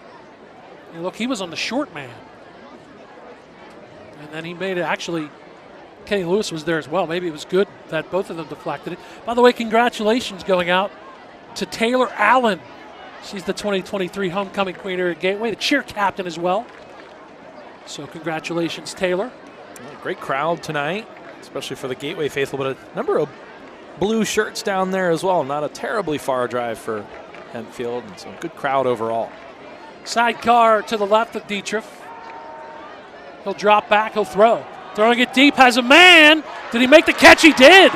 It's Mitch Bitar. Pretty good coverage by Biggs, but he didn't swing his head around. And Mitch Bitar has it to the 34-yard line of the Gators. You have to wonder if they don't start taking more deep shots. That's the second one that they've connected on. They've had a few routes out into the flats they've connected on as well. But the deep ball, especially with number 11 back there, Dietrich, he's hit on a few of those. He's over 100 yards, has a 65-yard touchdown pass. Got to have your head on a swivel if you're Donovan Biggs, and he didn't swivel around in time. So 1st and 10, Spartans at the Gators 34. Shotgun with the sidecar, and Lucas Moore to the left of Dietrich. Another bad snap. Pressure comes. He rolls from it. Throwing it downfield towards the end zone. That's well underthrown. Has had his receiver inside the 5, but couldn't quite get it there. 2nd and 10. Yeah, got to be probably thankful he didn't get more on that, because it could have been undercut and taken back the other way. So that's a good pattern run by Bitar, because first of all, he wrapped around the inside receiver, which was Lipman, and then it was a stop-and-go route. So give credit to Gateway. Pretty good coverage on a sneaky type route. Hempfield directing traffic. Once you get the formation set, you get the play from the far sideline. Both teams with that modified no-huddle offense. Dietrich relays it and gets the snap. Handoff, Lucas Moore hit his own man. And he ran into Nick Marcus. And then he was planted by Craig Schultz. Boom, that's called bad timing. You have to wonder again if another high snap on that one just continues to disrupt some of the rhythm for Hempfield, as that one, Dietrich had to go up and get it. By the time he gets it to the back, he's already trying to get roll and runs into his own guy, and then Schultz just right there to clean it up. That's a good point too, Vince, because Gateway late in the first half was inside the 25, and a bad snap took them back to the 40. So you got to be careful on that. 3rd down and 13 for the Spartans. Moore resets, and they put a man in motion. That's Marcus. Dietrich steps up, avoids the first wave of pressure, but can't avoid the second wave. couple players in there to make the tackle. Gators. Raman Payne, Jacob Santo, among Keeper. others. Initial pressure Tackled from by 75, Craig Schultz. Louis June. Yeah, strong adjustment. That's something that the Gators got caught on a few times. That QB draw after the play had sort of blown up, and that time Nunes is a big boy, is he not? he sure is. And he stayed at home and made a sure tackle. He's calling him Noodles. He reminds me of Big Snack, Casey Hampton for the Steelers, who was a fantastic nose guard and run stuffer. So 4th and 13, they go for it. Empty set with Moore to the far boundary. Trips near side. Dietrich to throw. Pressure comes. Steps up. Lobs it towards the end zone. And it's caught for a first down by Karen Lipman. 1st and goal, Spartans. You got to like the game from Dom Dietrich tonight. Tackled by number 9. Yeah, going to Littman at 6'2". They're picking on Biggs a little bit, who gives up a number about 4 inches there at 5'8". Actually, make that 6 inches. Quick math. Got the advantage. Take advantage of it, right? Got the height advantage. You look for that. That's a good contested catch. So on 4th and 13, they convert. 1st and goal. We'll call it the 6-yard line. Hempfield takes way too long. They have to burn a timeout. So you got pluses on this drive. 2 big throws from Dietrich to Bitar and now Lipman, but you have to take a timeout. Burning your first timeout just 2 minutes and 35 seconds into the 3rd quarter, trailing by 21.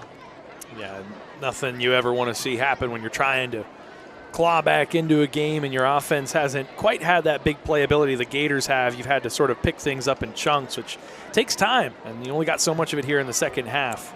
Talking about the Spartans, they won their first game against Greensburg-Salem in the midst of a 4-game losing streak against number 4 Gateway tonight. Non-conference at 6A Seneca Valley, number 5 6A, before Franklin, Plum, and Norwin to close out Big East Conference play for the Spartans. I like to try to put it together. You got that non-conference game. You need to work on a few things. With 3 straight games down your conference slate, you at least know where you would stand and what you would need. As we were talking about, 2 teams, the top 2 teams in each of the 3 conferences, and then 2 third-place wildcard teams make the playoffs. 8 teams all told. The goal, Norwin High School on November the 18th. Now they got sort of a full house type backfield on the shotgun snap, and they throw against it wide open. Touchdown. Jason Watkins with the catch, just too easy from Dietrich, his 2nd touchdown toss of the night. A little misdirection here, there, everywhere, and they're able to get the senior Watkins open in space, and didn't need to utilize that 6'2", 187-pound frame too much, because he was standing all by his lonesome in the back of the end zone there.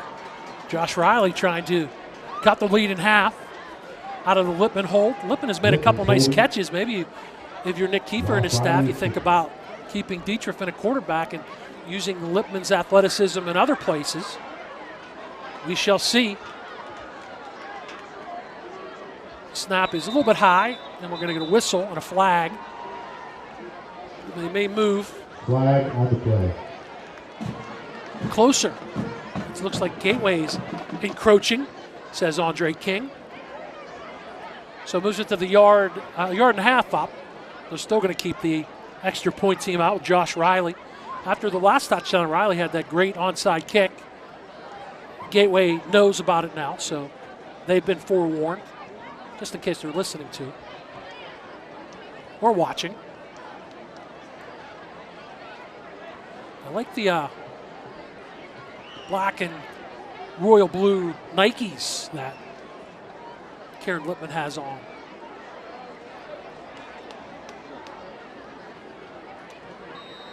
Looks like with the field turf that those are straight tennis shoes. There they are. Look good, play good, am I right? That's what they say. Can't go wrong with a classic Jordan Nike look, right? Josh Riley trying to make it 28-14. This time it's good. No flags. It's up and good. Now there's one going to come in at the end. That's the end. If you're Mark Knight, you can't take that shot at the kicker after. I know it was completely unintentional, just his momentum, but can't do that. That should give Hempfield plus 15 on the kickoff. We saw Gateway go minus 20 on a kickoff after Birch's touchdown. There was unsportsmanlike conduct, then an encroachment. There's that misdirection. Well done with everyone to the right, and they came back against it to the left. And an easy pitch and catch from Dietrich to Jason Watkins. And I'll say this much. Gateway still comfortably ahead and in front, but penalties on both sides of the ball have made this much more competitive a game. And give credit to Hempfield. They've made plays, and the passing game has started to open up for them a little bit. But Gateway has created some self-inflicted wounds, both offensively and defensively, that have allowed Hempfield to sort of hang around in this one. Even Vince, you know this. We've been doing this long enough to know that even when coaches are happy, they're not happy. They're going to find something. That's an obvious one to look at for the Gateway coaching staff. Don Hall. There's also the AD. It was Morty Ivy, who was a fantastic player at Gateway in the huddle. Yeah, we talked about, we did the game earlier this year, Woodland Hills and Gateway, the amount of former NFLers, Division I players, high school standouts that those two teams in particular had on their staff was just staggering. 2 Halls in this lineup, too, for the Gators. Donnie, who was a player under Don, his dad. High kick, that's a pretty good one. That'll send the return man back deep to the 1, and bringing it out is Terrence Cole. He had the big 67-yard touchdown run. He gets it out to the 20, so I want to say no harm, no foul, but it was no harm after the foul against the running into the kicker. That's what you do, just kick it high and almost like a punt, try to make him return it. So the Gators get their first possession of the second half, the third quarter, starting at their own 20-yard line.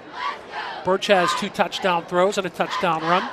Reynolds a touchdown run. Selby and Dyson Harper the touchdown catches. And we try to get Jaquan Reynolds on track. He caught in a couple of swing passes out of the backfield in the first half. They'll fake the handoff. They'll fire it out to the near side. A little low and too low for Kenny Lewis. Incomplete at the 21-yard line. It wouldn't have been much anyway had he been able to get under that one. You see, too, this is a good read right there by Puskar, the interception. He came up from the safety spot, and also trying to get in on there was Henry Muchler. So that's just the case. You try to make Lewis make one of them miss. So maybe he's better served that was underthrown. 2nd and 10 for the Gators. Burgess had a nice job running the ball tonight, including the short touchdown run. He's in the shotgun. He'll throw. Nope, quarterback draw. Short yardage, breaks a tackle. Houdini-like to get to the 27th. Thought he was stopped right at the line of scrimmage. Finally brought down by Jack Humes. Watch as he disappears for a second, Vince. Then he reappears. Good job following the blockers there. Able to be so elusive. He's sneakily elusive. He's not like Kenny Lewis, who's going to juke you out of your shoes, but he is oddly slippery for a guy who, coming into this game, hadn't run it all that much. 6'1" and about 190, so he's got some pretty good size. 3rd is short, and he pushes. Not quite the Eagles' push, but he handed it off to Jaquan Reynolds, and then he pushed them. They needed 3. He got 4. First down. Watch it on the handoff. Whoop, there it is. I should say, whoop, there it is, right? Or scoop, there it is, like that commercial. Maybe scoop, there it is tomorrow at Woodland Hills. But it works. It's worked well for the Eagles. Pitch this time, no push. It's all Reynolds. Maybe he needed the push. Lucas Moore, fantastic tackle for no gain. And trying to establish the run here. The clock is on your side. You're up a couple scores. Try and salt this one away, but you got to be able to pick up larger chunks than what the Gators have here, at least early with Reynolds in this one. We'll see if they go back to it. 2nd and 10, a trip bunch, as you can see on the top of the screen there. Harper's the lone man to the near boundary, but a tight bunch. Stacked to the right. They're going to run option left. Good improvisation by Birch to get it out there.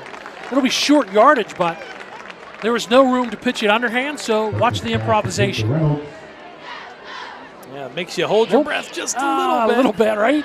Yeah, that's that opening possession against Mount Lebanon. It was the option pitch that got batted down and then returned 85 yards for the touchdown after the Gators were driving in that one, and that kind of killed all momentum. And you're one fumble away from this becoming a 1-score game, and things really starting to get a little anxious here.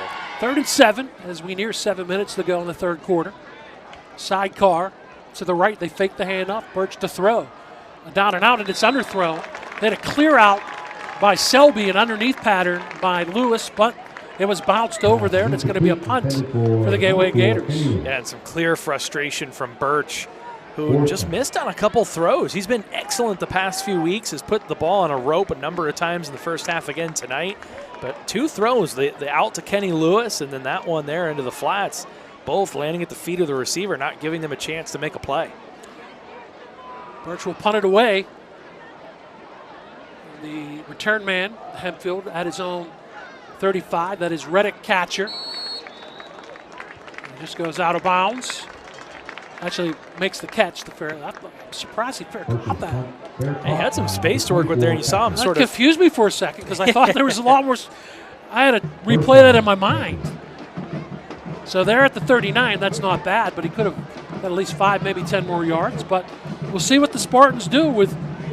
I'm going to guess we're going to see Dom Dietrich back in a quarterback. There you see Don Hall and Brad Birch having a talk after that last series.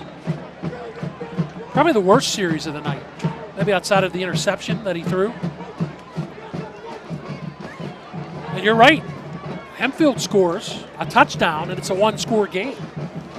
Yeah, so the Gators, with how well they've played in all 3 facets of the game, it's these little mistakes that have kept the Hempfield Spartans in this one. And you're kind of frustrated. This game is a lot closer than it probably should be. Catcher the sidecar for Dietrich. He'll throw it, just putting it out there. A one-handed attempt. Flags are down. It was Lipman. Kieran Lipman. It was Lewis on the coverage. It might be a defensive pass interference, and that would give Hempfield 15 and a first down. They, being Hempfield, Vince, most of their throws have been to single coverage. A little pulling, a little grabbing there. See who they get it on, but it looks like it's probably going to be against Kenny Lewis in the defense. And that should take the ball into Gator territory at the 46. It is a 1st and 10 for Hempfield. Maybe we're seeing the emergence of Dom Dietrich as the quarterback. He's got well over 100 yards and 2 touchdown throws. 1st and 10. He's got Rogan catcher, sidecar to the right in the shotgun. Got twins either way. He'll throw. He'll fire. Again, single coverage. Overthrown. Just put it out there. Intended for Marcus Robasco. Showing off his arm that time. On the coverage, it was Sean Moorfield for the Gators. Well, you talked about it. If they're going to keep going with single coverage there on the outside, they're kind of inviting and daring the Hempfield Spartans to keep attacking with the deep ball, and they've had some success there that time. Just as even you said. Incomplete, it's the read, right? You want to throw into the single coverage. So 2nd and 10 after the incompletion. Dietrich to throw again. He'll get pressure. Rolls away from it to the near side. Good job to find his safety valve. That is Reddick catcher. He's still on the move. Inside the 20, inside the 10, inside the 5. Reddick catcher with a 42-yard catch and run. 1st and goal, Spartans. Take a look, the athleticism that Dom Dietrich displays here at pulling that ball down, right getting here out of dodge. That's with a tough throw to make too, Vince. With 5 Gators in his grill, is able to keep composure and, more importantly, keep his eyes downfield. And catcher doing a good job making himself available there. That was beautiful. This is not the same formation. Here comes the tush push maybe. It won't go to the end zone because Jalen Hurts is not in there. It was a direct snap to, I think it was Rogan catcher. He was in there. I don't know if it was Dietrich on the run there or not. Yeah, it was. Gets him a yard, maybe a little over a yard. Yeah, 3 yards is a long way to try and go on a QB sneak. I agree with that. They're in the same formation. They'll do it again. Gateway stuffs it. It's going to be 3rd and goal from the 1. Yeah, this is. You're tipping your hand too with that formation, right? You're not going to run anything. Then that push right there. Well, and this isn't the Spartans' strength. Let's be honest. They've had a number of injuries inside. The Gators have a ton of size on that defensive front, and I just don't know if that's a battle you're going to win. Let's see if they maybe fake and try and get someone out into space on the outside. Those two sneaks only gained 1 yard. That's what they did on the touchdown pass to Watkins. They faked and the one opposite.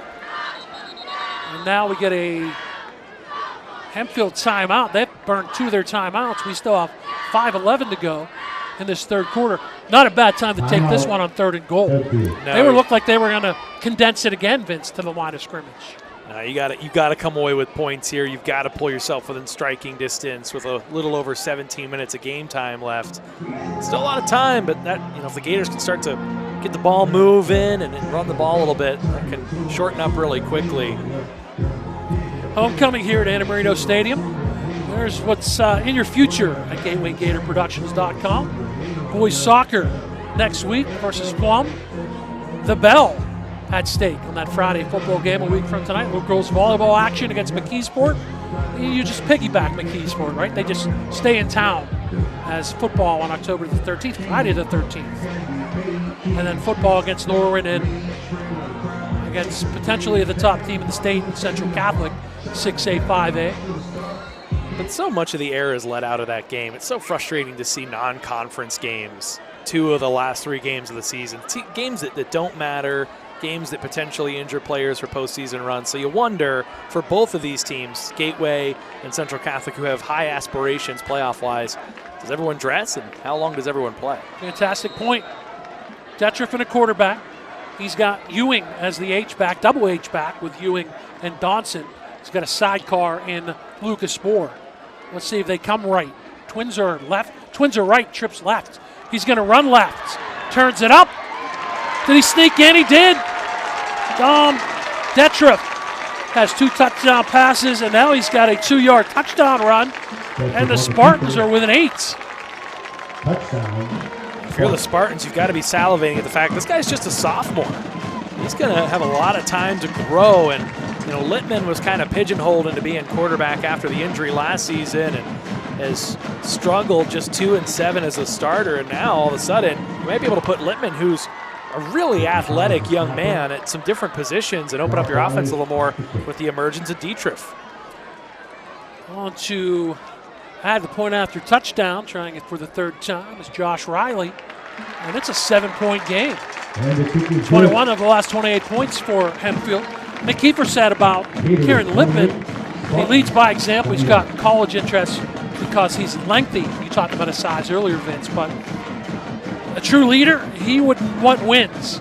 So if that means Dom plays quarterback and Kieran goes to wide receiver or whatever, he would do that. He seems like that type of kid, and that's what kind of players you need. And give credit to the Spartans. They've hung around, and they've come back now with 2 scores here in the 3rd quarter to make it 28-21. Now all the pressure falls onto the Gators now. Can Birch and company shake off the rust from that first drive coming out of the half where they looked disjointed and really put a drive together to put themselves back up 2 scores? We've seen the big playability and a couple guys back there, and Terrence Cole and Kenny Lewis that can really break things open in the return game. But how big would some points and a response here be for the Gators? Big difference a year makes. It was 60-7 last year at Hempfield for homecoming. So they were down big. They were down 21. All of a sudden they're down 7. It is a big point. Terrence Cole, Kenny Lewis are back deep to receive. The Riley kick. There you see the senior Josh Riley. Approaches it with the right foot. He'll just line it to the far side. Cole's going to pick it up on a bounce at the 10, coming to the near side. 15. Makes a move at the 20. Still on his feet at the 25. Cuts inside. Scrambles over the 30. That's a pretty good return. As Rogan catcher got a piece of him, as did Isaiah Joseph. Number 4. The last return where he was bottled up at the 20 was more the exception than the norm. We've seen Cole do this all season long with the ball in his hands. He has great speed. You see him get across the field quickly and get behind blockers, and then just the elusiveness, one of many Gators who almost never goes down after first contact. And he makes about 4 guys miss here. It takes a second effort there by Rogan catcher to come back and bring him down. 21-yard return. First and 10, 31 for the Gators. They got Reynolds as a sidecar to the right of Brad Birch. You've got Steven Jenkins over there. You've got confusion, and you've got a Gateway timeout. Not a great start for the Gators after a disjointed last possession. You come out and have to burn a timeout now, and frustration starting to set in a little for the Gators, who were carving up the Spartans and were getting it done on the ground game and through the air, and Now they got to try and find that rhythm again here to avoid giving the ball back to a red-hot Spartans offense. Talked about Donnie Hall being on the staff of Coach Don Hall. He played, I believe, for Coach Hall at Seneca Valley. TJ, also his son. I believe TJ played under Coach Hall at Cathedral Prep. So not surprised that either of the Hall boys got into coaching. Don's done a great job wherever he's been and has settled in. Great job as an athletic director here at Gateway High School as well. Now they got twins to the left. Sidecar H-back to the right. Birch the throw. All day. Home run ball, far sideline, incomplete. Good break by Kenny Lewis. Pretty good coverage by Karen Lipman. And all of a sudden you got to fall behind the chains a little bit here and think about trying to get some yards here to keep this manageable. As that one again just a little overthrown. Birch has missed on a few of these here in the second half after looking so sharp in that first half. 2nd and 10 after the incompletion. Trips are to the left now, as you can see, top of the screen. Sidecar left. Fake the handoff. Birch is going to run left. He's going to try to put his shoulder down. That's a pretty good tackle by Owen Buckholtz. 3 for Birch. It'll be 3rd and 7 Gators. You always wince just a little bit seeing your star quarterback put the shoulder down and try and dish out the punishment there. And he gets the better of the contact there and falls forward over the defensive player, Owen Buckholtz. Yeah, credit to Owen Buckholtz. That's what you do, kids. You wrap on the tackle. Wrap the arms. The Gators are going to take a delay of game. More confusion for Gateway. Well, they were kind of well-oiled in the first half. Not so much here in the third quarter, Vince. Yeah, it's time to sort of focus. Although you can see the coaches are wondering, it looked like a quick 40-second. You see Don Hall having a word. But, yeah, you got to reel it back in. It's going to be 3rd and about 11. Don Hall's not happy. Nor should he be. First down would change that. Birch the throw. Flips it out there. To the near side as a man. And room. The catch and the run by Kenny Lewis. And he stopped in his tracks, but not before he gets to the Hempfield 38. And that'll make everyone a little bit happier on the Gators and the Gator sideline. There's that touch we've been looking for from Birch as he's able to just lift that one right over the shoulder. 4 white jerseys. Lewis able to get some real nice yak on that one, those yards after the reception. He being Lewis, he threw Lipman to the ground after that. No flags, no flags, no foul. And a run by Jaquan Reynolds. He's not found a lot of room, with the exception of that pitch and run on the first touchdown drive. Just gets 3 there. 2nd and 7. Yeah, had 220 total rushing yards the last couple weeks and 4 touchdowns. Leading rusher last year. It's been a 3-year running back for the Gators. You talked about it in our pregame conversation. Really good at catching the ball out of the backfield, too. 2nd and 7. He'll fake the handoff. Birch will run left. Cuts it inside this time. He'll get 4 to the 31. We're looking at a 3rd down and 2.5, maybe 3 for the Gators. Well, you're staying on schedule, putting yourself in positions where you can open the playbook up and you're not pigeonholed into passing situations. And you're in 4-down territory with not a whole lot of yards to gain. So it's a good position for the Gators to be in. Lucas Moore and Brennan Knight on the stop for Hempfield. You need the 28, so about 2.5. Reynolds couldn't get there. He saw room. He originally came right and tried to go left, but not enough room. It's going to be 3rd and short, 3rd and about 1.5 yards. Nick Markey coming up there. He goes right. He saw a little bit of room to the left, but he couldn't get there. Coming off the bottom of the ball was Nick Marcus, the sophomore outside linebacker. We got an injured Spartan down there. It's the tackler, Nick Marcus, being stretched out. We think it's comfortable. Football players, they have other thoughts. They like that 40-degree stuff. It's I wouldn't say unseasonably warm, but after the last few weeks being a little more temperate, You see them rubbing the calf out? That's Bobby O circa 3:30 in the morning sometimes. Still pretty comfortable on this Friday night at 69 degrees. That humidity is a little higher than we're it's coming back used in. to seeing. It's going to get into the 80s the beginning of next week. As we're officially fall, there you see a look at Monroeville, the Gateway campuses. Beautiful foliage, too, off to the far side of Anamarito Stadium. The trees over there lining this field. Great facility. Gators have fantastic facilities, and as such, they host a lot of playoff games in various sports. It's almost a full 2. Birch, play action, rolling. That's caught, it's close. Harper, a little drag route. It's depending on the spot. They needed to, they might have got just that. Hempfield doesn't think so. Who made that tackle? Fantastic stuff by Anthony Puskar. We're going to get a measurement. That's how close it is. There's Dyson Harper. Really, give credit to Puskar right there, number 6. But if you're Harper or any receiver, right, you need to be 4 yards up instead of 2. You gotta put yourself in position, absolutely, that by the time you catch the ball, you've got that first down. And now both sides sweating this out, because if you're the Gators and you get this, you get a chance to keep driving and try to put this game away on the other end. If you're the Spartans, you get this ball back, you're thinking, let's go down and tie this thing up. Stretching it out.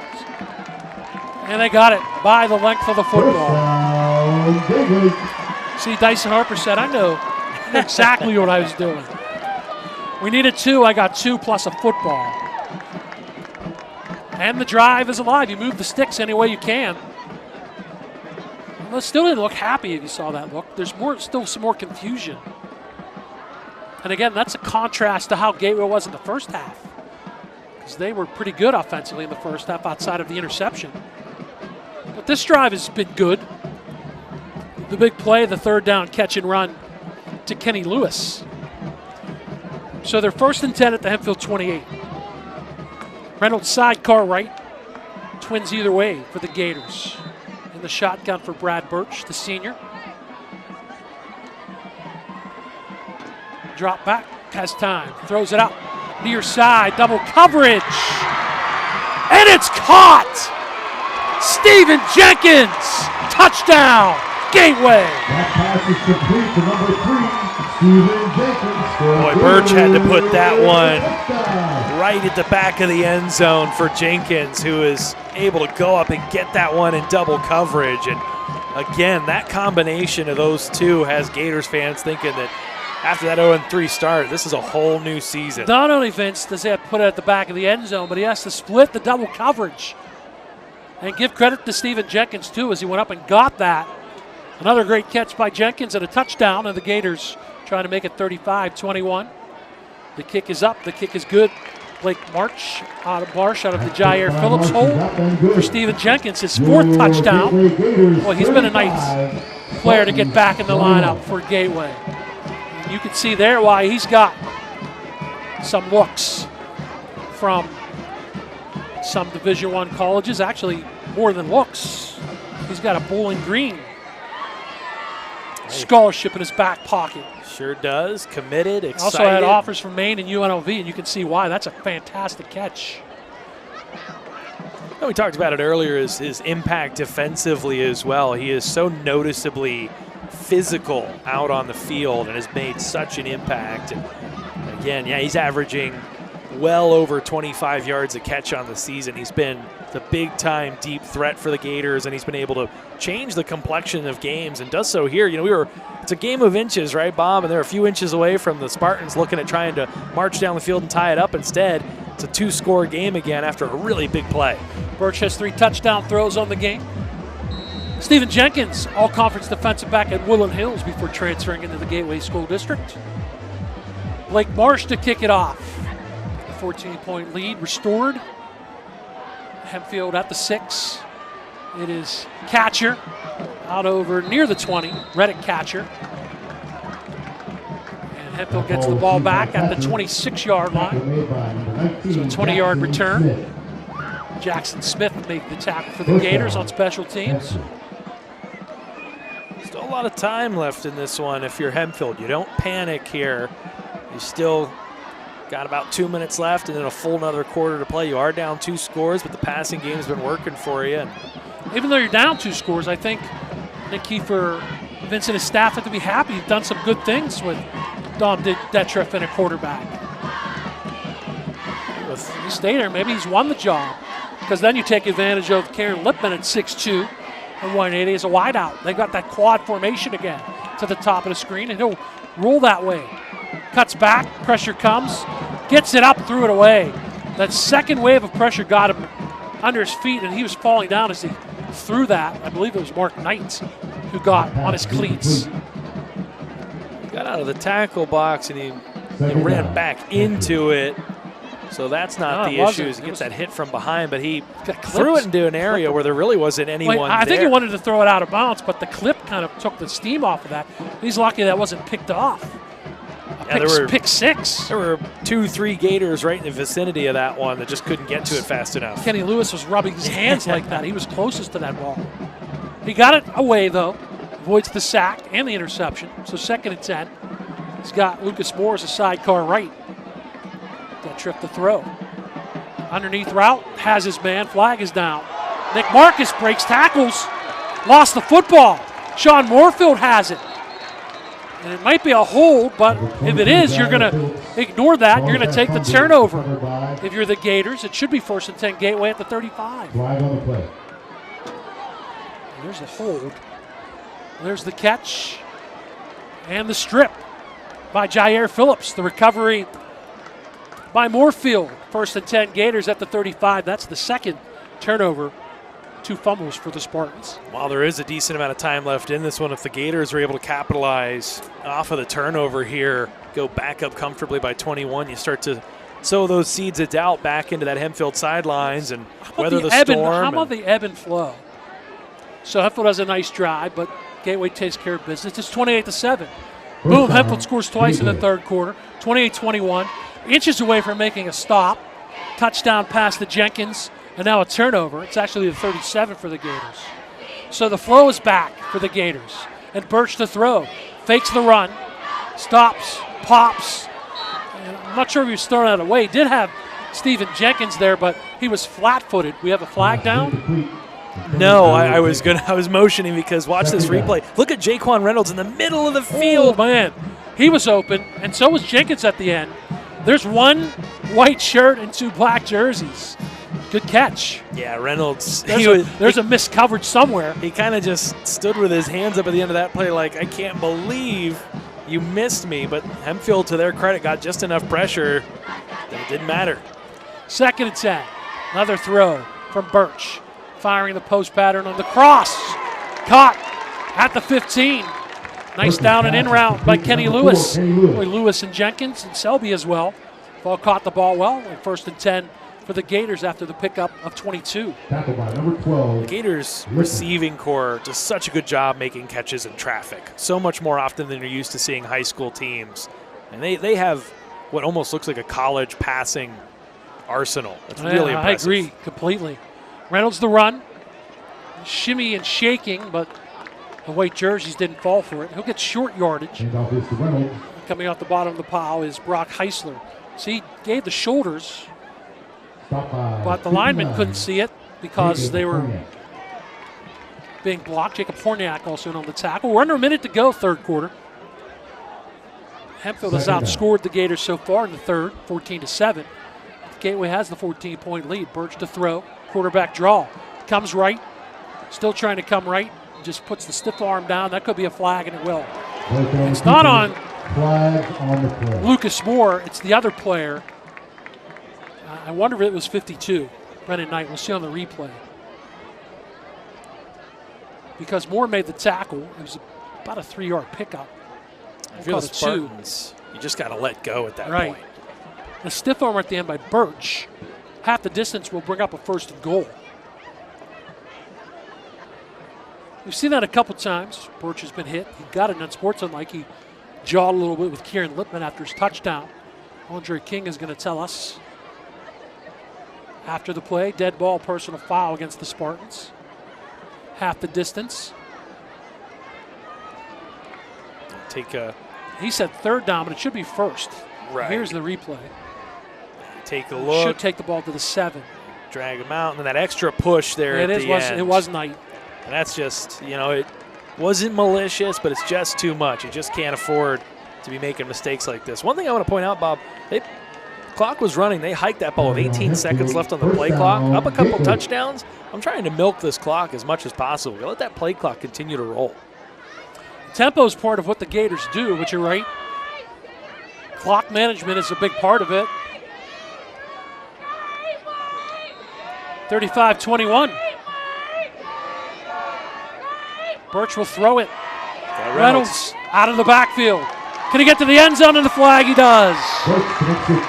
Birch to Reynolds. Reynolds has a touchdown run and a touchdown catch. Brad Birch has 4 touchdown passes. 41-21 Gators. It just seems so unfair. You've stopped Reynolds in the run game all evening long, and then he just slips out of the backfield. So good catching the football. Birch puts it right on the numbers. And this was a great view that we had, too, and we both saw it. Big ups to our crew, Gateway Gator Productions. We both said Reynolds at the exact same time. And you could see that's where they were going. So he's got 2 scores. And that was maybe partially blocked, but it's good from Blake Marsh. Remember when it was 28-21, Vince? Wasn't all that long ago, Bob, but now a completely different game, and one where it's looking like the Gators once again feeling comfortable looking at 3-0 and potentially a matchup of 2 unbeaten teams in that Battle of the Bell next week, which should be a real dandy. Reynolds now has 6 touchdowns on the season. That leads the Gators. That's really unfair. There was no chance for Buchholz to catch him on this play. And for Brad Birch, he played the opening game for Gateway against Mount Lebanon. Did have a touchdown run, then missed 2. Came in with 5 touchdown passes. He's close to doubling that with 4 tonight. A really impressive effort. Other than a couple missed throws at the very beginning of this third quarter, he's been spot on throughout the evening. The deep ball, a nice floater across the middle to Kenny Lewis to keep a drive alive, and even just getting the ball quickly out into the flats to his playmakers. It's been a complete effort. And I think this week, more than maybe any game we've seen Brad Birch as a Gator, him feeling comfortable pulling that ball down, calling some design run plays, and he's really racked up the yards, not the least of which coming on that very long run midway through the second quarter. Running and throwing, probably over 200 yards throwing the football as well. This will be Catcher. Got it at about the 7 or 8. And Reddick Catcher, another return over the 20 to near the 24-yard line. Warfield makes the stop. That's a 17-yard return for Reddick Catcher. Reddick and Rogan are the junior twins. And Ron Catcher is the senior for the Spartans. So 25 seconds left in this third quarter. Gateway has built it back up to a 21-point lead. It was 28-7 before the Spartans scored twice. Dom Detriff has played well. Rogan Catcher, he's not had much room to run. Gets it up into the line, and he's thrown backwards by Noodles, Raman Payne, as well as Kenny Lewis. Or Stephen Jenkins, excuse me. Well, you talk about a game, just flipping through and seeing some of these out-of-town scores. One of note for the Gators. There's Noodles. Franklin Regional was trailing Plum 26-17, scored 28 unanswered points to put that game to bed, 45-26. So the Panthers are still hanging around in the Big East, and that probably puts a fork in the season for the Plum Mustangs. Remember, Vince, we talked about the crisp first half and the shaky third quarter. It won't be forgotten, let's say that in film work, but it's kind of forgotten because the Gators have put up 2 scores to make it 42-21, so good and bad in the third quarter. Fortunately, the good countered the bad for the Gators, and they lead by 21 after 3. resiliency is important. I look at last year when they gave the late touchdown up against Upper St. Clair. There was less than a minute or two left in that game, and the Gators got the ball back. The body language showed there was just not belief. And here, they've had a couple times this season where there's been some bend but don't break moments in games, and this absolutely, Bob, was one where they let a 3-touchdown lead almost completely evaporate, only to turn around, dig in, make some plays, and build it right back up going into the fourth. We are blessed and or cursed in this city. We've had Mike Tomlin for a while and his Tomlinisms. We also had Clint Hurdle and his Hurdleisms. The truest of which is, you said, resiliency, right? Clint Hurdle said you need to shower it off. That's right. You shower off a bad loss, you shower off a bad play. You got to forget about it. You have to have a short memory. And that's it. Gators very easily could have folded it in a little bit when it became 28-21, but they did not, and they're back up by 21. 2nd and 8, Hempfield. We flip for the fourth quarter. They'll go empty set as Rogan Catcher comes out to the right. Detriff, flags are down. Gateway might have encroached on this. Yeah, Jenkins got a little bit of a jump there. It looked like he might have got across just a little early, and I guess he did. Stephen Jenkins, we talked about, headed to Bowling Green. That's one man on defense that doesn't need an advantage. I was thinking the same thing. We talked about Kenny Lewis's speed. Jenkins has that speed. He's a defensive back, but very easily could be type of a hybrid, maybe a linebacker when he gets to the next level. So same formation with Rogan Catcher coming out slot to the near side on 2nd down. They look opposite, underneath route, and it's dropped. Lipman had it. It was a little high, but took his eyes off it, ran before he caught it. It's incomplete. Yeah, that's a good clearing out route. Yeah. He had room to run up the middle. Would have been a first down. It looked he was right at the sticks. 3rd and 3. A classic case of not looking that one in completely before thinking about getting downfield. No question about that. So 3rd and 3, they'll have trips with Lipman closest to the far boundary, that sideline over there. Now they're going to shuffle that personnel as Marcus comes in as an H-back. They're taking a lot of time. We're inside of 5 seconds on the play clock. They'll get it off. Detriff will throw. Pressure comes. He throws it underneath. Caught. First down. Catch is made by Mitch Bitar. Bitar has had a couple nice catches in this one. We get a flag late. Bitar at the 35. Not sure what the whistle is for. Flag on the play. It is a flag. Where's the flag? Oh, I see it. I was screened out. Yeah, kind of hiding behind, I think, Kenny Lewis. Yeah, Kenny Lewis. It was right behind him at the 41-yard line. With that being at that place in the field, you'd think that's more than likely a defensive hold. Yeah, or contact, illegal contact maybe. Defensive holding. We take 10 instead of the short catch of 4. Well done, Vince. First down either way, but you take the extra yards if you're Hempfield early in the fourth quarter.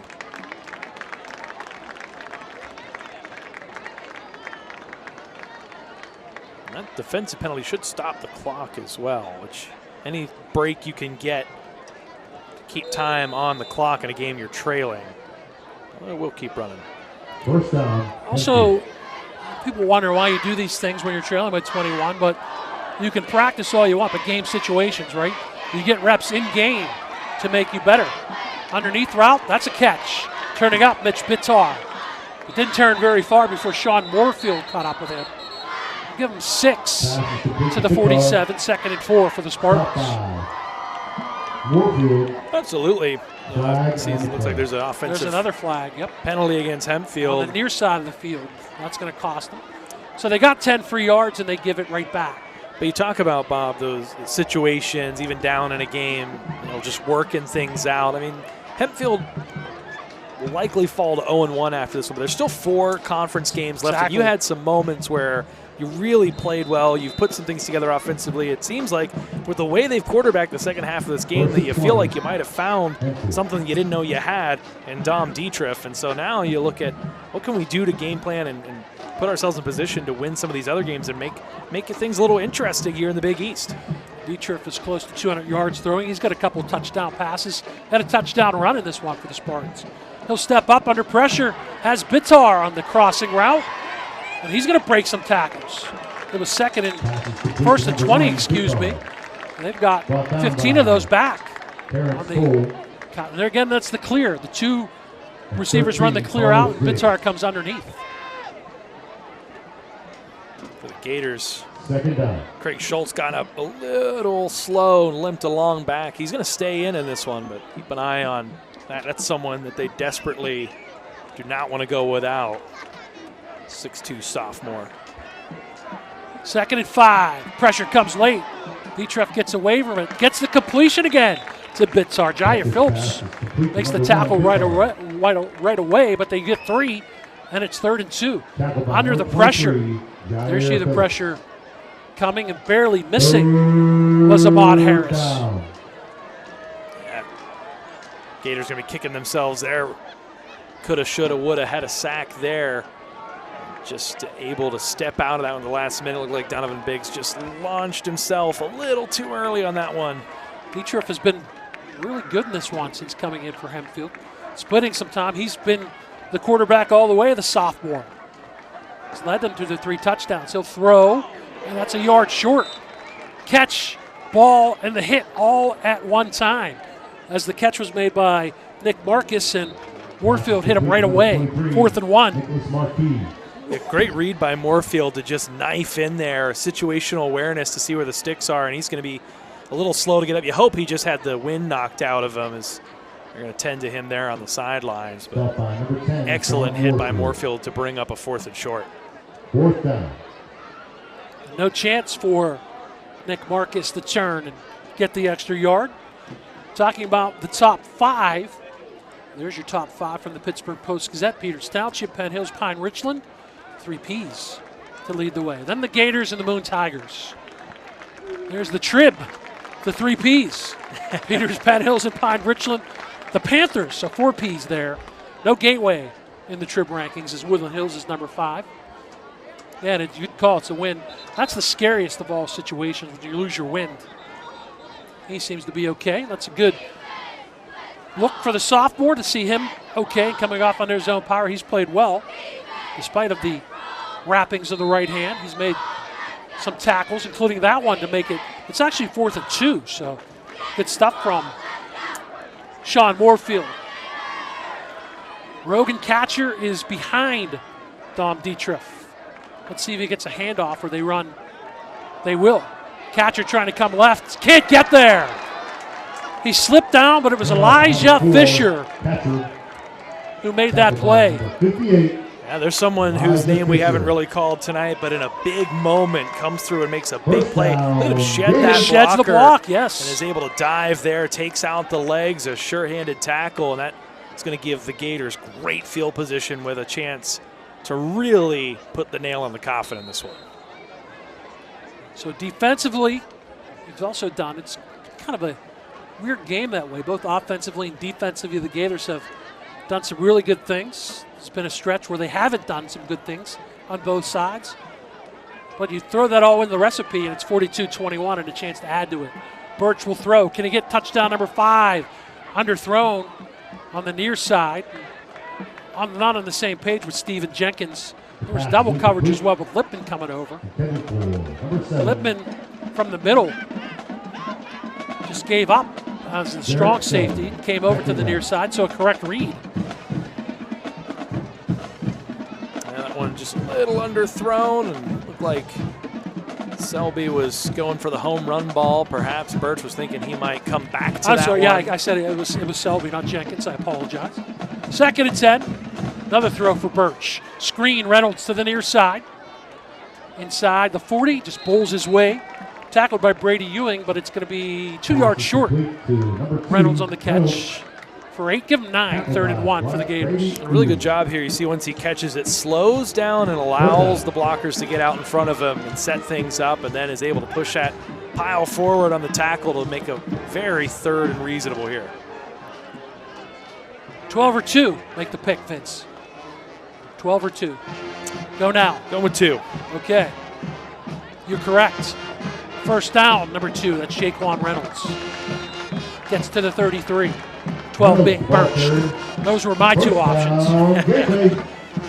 Yeah, no sense in making it more complicated than it needs to be. It's a nice block there by Jenkins to set that one up, and he just sails on right by him. Needed one, got about 5 yards there. So 1st and 10 inside the 35 now for the Gators. Clock turning with 8:24 to go in this fourth quarter. Gateway 42-21 lead over the Spartans from Hempfield. Man in motion, that's Kenny Lewis. Birch the throw. Firing it down the middle, that's overthrown. Lewis and Lipman collide, but no chance for Kenny Lewis to Stephen Jenkins, to run under that. When Jenkins slips out here into the flats, I figured, boom, he turned around there. And it felt like the deep ball was maybe a little unnecessary because he sort of runs into coverage there. And here's the thing, Jenkins is so good at catching and running, right? You throw that underneath, maybe he makes men miss and get to the end zone. But he was open on a shorter route. But no way to cut that off. Reynolds the handoff. Good yardage up the gut. Jaquan Reynolds is inside the 20. He's inside the 10. 1st and goal, Gators on the burst up the gut by Jaquan Reynolds, the 5'8", 185-pound senior. That's a welcome sight that he's starting to find some running room late in this one. You're able to let that clock keep running, keep rolling, and set yourself up here with a 1st and goal and a chance to put this one to bed. Ball's at the 8-yard line, so 1st and goal. Birch with Reynolds a sidecar. Reynolds has the handoff, patiently goes to the right, cuts it into the middle, where he gets resistance, led by Lucas Moore, but he's inside, actually to the 5, so give him 3, 2nd and goal from there. Hey, no rush. Let that clock keep rolling, get some positive yards. That works. It's all good. Got to get the balance. Reynolds has a touchdown catch and a touchdown run. Birch is going to run this to the left. There was an option situation, but Lucas Moore with a good tackle. Jack Humes as well. Birch had Reynolds as an option on the pitch, but I think it was a designed keeper all the way. Yeah, a number of bodies in there. Probably best that he held on to that one and not take a chance at throwing that one into traffic backwards. Yeah, lost a yard.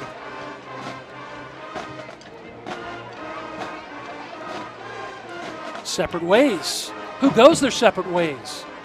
Birch steps, throws, down and in. The pass was sort of a down and out.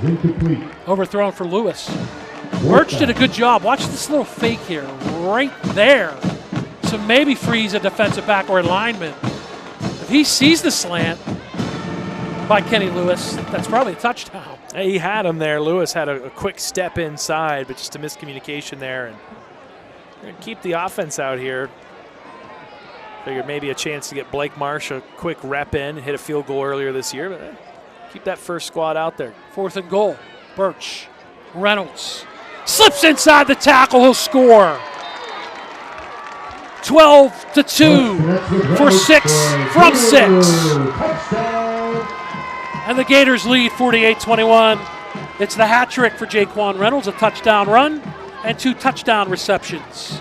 Birch does have 5 touchdown throws on the night, and the Gators are in charge of this one. Extra point pending. Reynolds led the squad in touchdowns last season and is already well on his way to doing it again this season. So versatile. 7 now, including the 3 tonight. Indeed, versatility is a fantastic description. Marsh will add the extra point, so he gets the work in anyway, Vince. He's been perfect on extra points. I'm going to ask you again, Vince. Remember it was 28-21? Yeah, and it was the measurement on 4th down. Boy, how the script has flipped since then. As a reminder, we ask that and that's the Gateway's credit, right? They took that momentum, firmly ran with it. That's really unfair to ask Henry Mutchler to try to tackle Jaquan Reynolds one-on-one in the flat. There you see JR with 3 touchdowns. Birch has thrown for 5 and ran for another score. Reynolds has a touchdown run and 2 touchdown receptions. Matter of fact, Jaquan has the last 2 touchdowns for the Gateway Gators. Yeah, he's a special player. He's getting attention at the next level. UMass, Toledo, some different MAC schools and FCS schools as well. I think it fit well in any of those. High kick to the near side.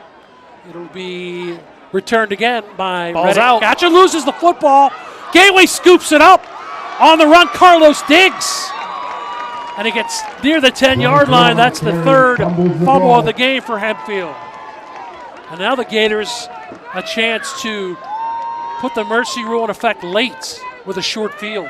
You'd think that they're the Sharks, not the Gators, with the way they smell blood in the water and able to so many times this season just strip that ball loose. Was it 32 or 22? I did not see. It looks like 22 getting back into the play there. That's TJ Mitchell. So he makes the strip. Yeah. And there's the fumble recovery by Carlos Diggs.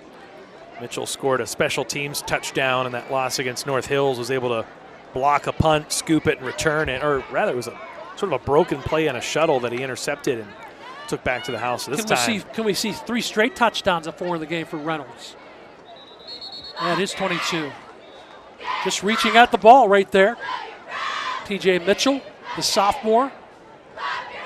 Gateway has to take a timeout. Took a little long in the huddle with 6.5 to go. I don't think they were ready to get the offense back out there that quickly. Sure they weren't. Jaquan Reynolds was soaking it in on the bench. He's going to grab his helmet and get right back out there. Back to work. Don Hall not happy.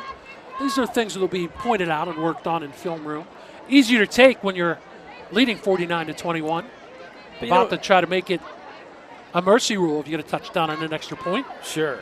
You talk about coaches being persistent in that discipline and the small details, and we talk about so much that these are young men who are growing into who they're going to be in society. Absolutely. And these are these moments, these teachable moments that are going to translate to real life lessons and relationships in your careers, of being able to pay attention to details and mind your P's and Q's. That's all super important. And overcome adversity.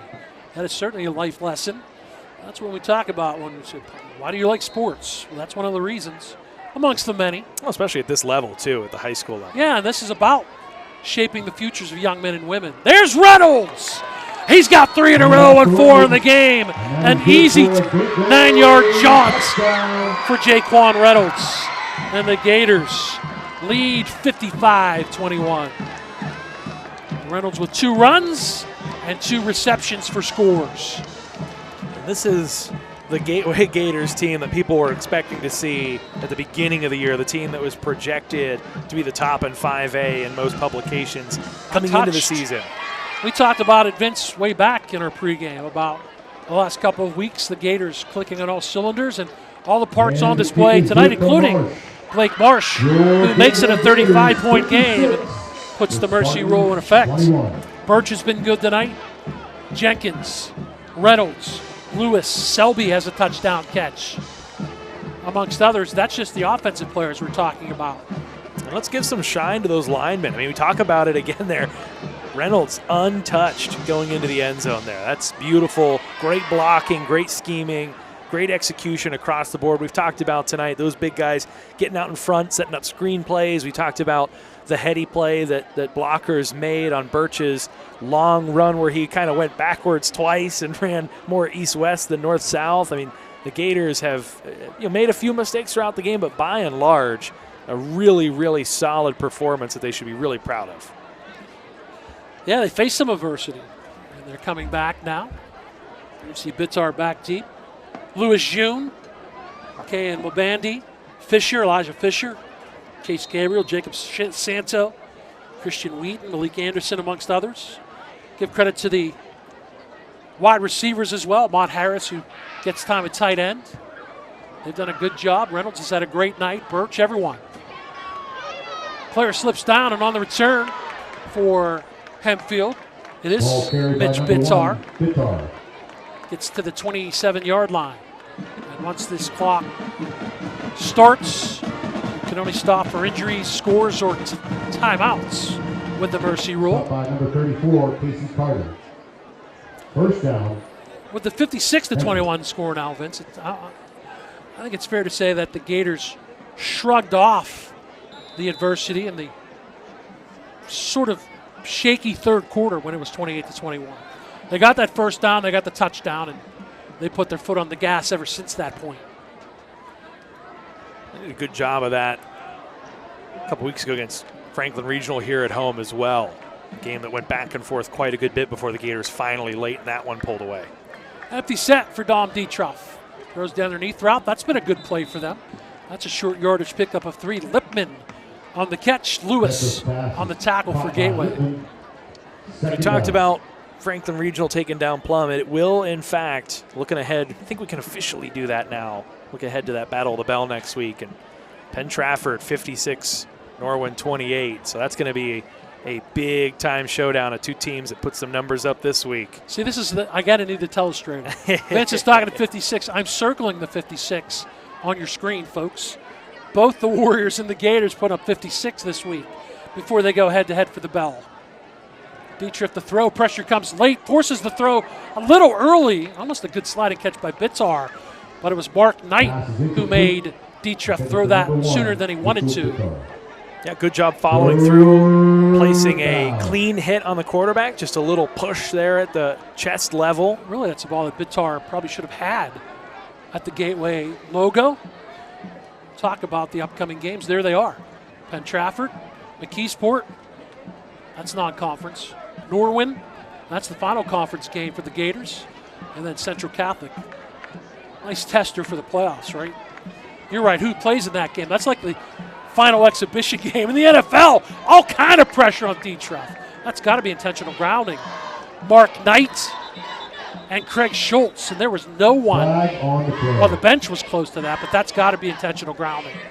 That's with two guys in your grill like that, that's Dietrich making what some folks call a business decision. Right. He still took a bit of a hit at the end of that one. And he did. That's why you throw the intentional grounding pass to grounding, avoid that. So it's a loss of down, and the yardage will go 5 from where the play was made. And that's like a jailbreak with those two. Schultz is 6'2", 225, and Mark Knight is 6', 210. So that's 400 plus bearing down on Dom Dietrich, and a punt for the Spartans. Looking ahead, again, just a little bit to next week, Penn Trafford has started to really find some rhythm in their run game. And it's going to be interesting. Can the Gators, who have had some weak points against some run-heavy teams earlier in the season, can they batten down the hatches? And can Penn Trafford, this will be the best passing attack they've faced with the Gators, can they hold Brad Birch in check? It's a punt. It's high and it's short. It hits inside Hempfield, takes a Gator bounce to the 31. Here's a name to look out for next week. Yeah. Tasso Whipple. 300 yards last week. A big win over this Hempfield team. Just ran wild over them. Tasso Whipple record. last week, 22 carries, 300 yards. He had 4 touchdowns, 3 rushing. He broke the record that Manny Simpson for Penn Trafford set back in 2011 with 292 yards rushing. So Tasso Whipple. I had our pregame conversation because I won't be with you guys next week. Adam will be back. You can throw that into the mix. He'll be the player to look out for defensively. We'll get the subs in. It would be Sid Bryant, but he's not dressed tonight. Birch is done, as are the first teamers. They'll hand it off. It'll be a run for Terrence Cole. Last time he touched the ball, he ran for a touchdown. This time he's knocked down after he takes the handoff, does Cole from Jackson Smith. Cole's one touch was a 67-yard run. He's going to hurt his average, Vince. But you mentioned it, too. He's a big contributor on special teams. Hey, he's someone who's an up-and-comer. There's just not enough spots on the field this year with how many playmakers the Gators have. Just a sophomore, so he's a future and a present. He comes, they're going to run it this time to the near side with Jackson Smith. He breaks a tackle. He's on the run. He will score. Number 19, Jackson Smith. Young man gets an opportunity to make a play under the bright lights on Friday night. And the freshman, 6 foot, 165 pounds, lowers the shoulder, rubs off of that would-be tackler. It's a house call. 9th grader, a house call for the first varsity touchdown. Look at that hit. That's Lipman, too. He shrugged it off and goes into the end zone. That's got to make him happy on homecoming weekend. Taylor Allen happy on homecoming weekend. She's the homecoming queen. She'll have that crown for a year. Blake Marsh, another extra point. And good. And folks, I know I'm like a broken record, Spartans 21. Mid to late third quarter, it was 28-21. Hempfield had scored 2 touchdowns in a row, and they almost stopped Gateway on a 4th and 2. Dyson Harper got 2 plus a football to keep the drive alive. Since then, Gateway has scored 35 unanswered points. Really encouraging. We call it a finishing kick, right? Yes. And you look a couple weeks ago, comparatively, that Franklin Regional game, again, they were going back and forth, found themselves down 13-17 early in that second half. And then what do?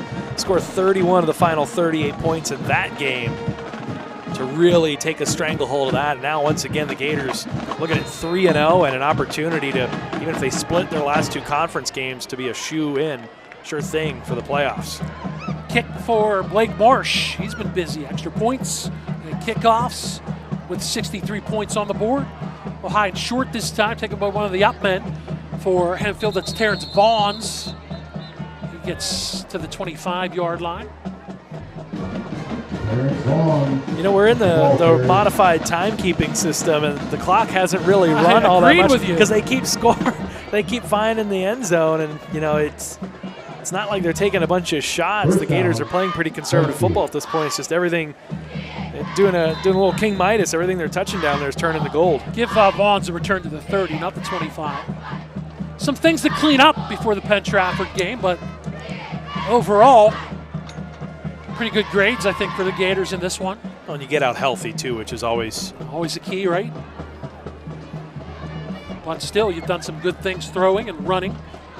Brad Birch, 5 touchdown passes. Reynolds has 4 touchdowns, 2 rushing, 2 receiving. Selby, Dyson Harper, they've got touchdown catches in this game. Birch has a touchdown run as well. Hempfield, I think they're going to be happy and maybe looking at Dom Dietrich as your quarterback moving forward for the Spartans. That gives you a chance to take, again, advantage of Kieran Lipman and his size and athleticism away from the quarterback spot. Dietrich is over 200 yards. There's that underneath route. There's pressure, and it's blocked and deflected down. Pressure came from behind. The man who swatted it down was Sina Agbadzi, and the pressure was being applied by Wendell Hall. You got your second teamers out there making some plays against Hempfield's first team offense. That's encouraging. Put it on film. Can we still call it film? Yeah. I don't even know we call it video anymore. It's digital, right? So many advances in that stuff. Coaches always say, we're going to watch the film, so we're going to call it that. There's a handoff for Hempfield. That's maybe a yard fighting as we're down to 90 seconds to go. That carry for the Spartans by Andrew Bentz. 44. Sina Agbazdi, 2 plays in a row he's been in on. 3rd down. Both teams will take some positives out of this one. More for the Gators, of course, with a great first half and a good quarter and a half in the second 2 stanzas. So there goes the, unless Penn Trafford scores, there goes the 56 and 56, right? Penn Trafford went final, so the Gators. So I'm going to write these down, and that's 119 points those 2 teams have scored. Wide open, and it's dropped. Oh, my goodness, Bentz was there, and that would have put Dietrich well close to 300 yards, but just dropped by Bentz, the freshman. Yeah, he's made some plays, and a really nice ball there. It's a little wheel route. Right on the money. Got to come down with it. Behind the defense and everything. That would have been potential house call. Had some guys closing in on him quickly there, but that's gonna wrap it up for us, Bob. Good stuff by the Gators. It was 28-21 at one point in the third quarter. The Gators finish strong. They win this game by a score of 63-21. And for Gateway, 3-3. And their winning streak coincides with 3 wins in the Big East Conference. 1-5 now for Hempfield. They're 0-2 in the conference. Good stuff. Brad Birch, Jaquan Reynolds, Jenkins, Lewis, Selby, you name it. Gators did some good stuff in this one, heading into next week against Penn Trafford. Yeah, it took a little longer than I think we thought it would tonight, but the Gators took care of business here at home, and head out on the road next week for what's really going to be the game of the year for them thus far this season, trying to take a stake in not just being a playoff team, but being Big East champions for a second consecutive year. And undefeated champions, hopefully, this year, dropping that one to Franklin Regional last year. You got past that hurdle, you got revenge. Penn Trafford's going to have that on their minds, trying to extract revenge on the Whether Gators. it's a bridge, a bell, a jug, when something's on the line, it's always a big game. That's the preview for next week, Vince. And two programs that have just been so consistently good for so long, and two teams that look solid again this year. Glad to be alongside of you, Vince, and glad to fill in for Adam Gusky. And a big thank you to everyone behind the scenes here at GatewayGatorsProductions.com. They do a fantastic job. Adam Gusky, the executive producer, the Gusky girls, the Lees, and Dale. Fantastic stuff. Great stuff by you as well, Vince. And I'm Bob Workers. Glad to fill in your final score once again. Gateway 63 and Hempfield 21. Enjoy the rest of your weekend. Homecoming weekend here for the Gateway Gators as well. You saw all the action. GatewayGatorsProductions.com. Good night, everyone.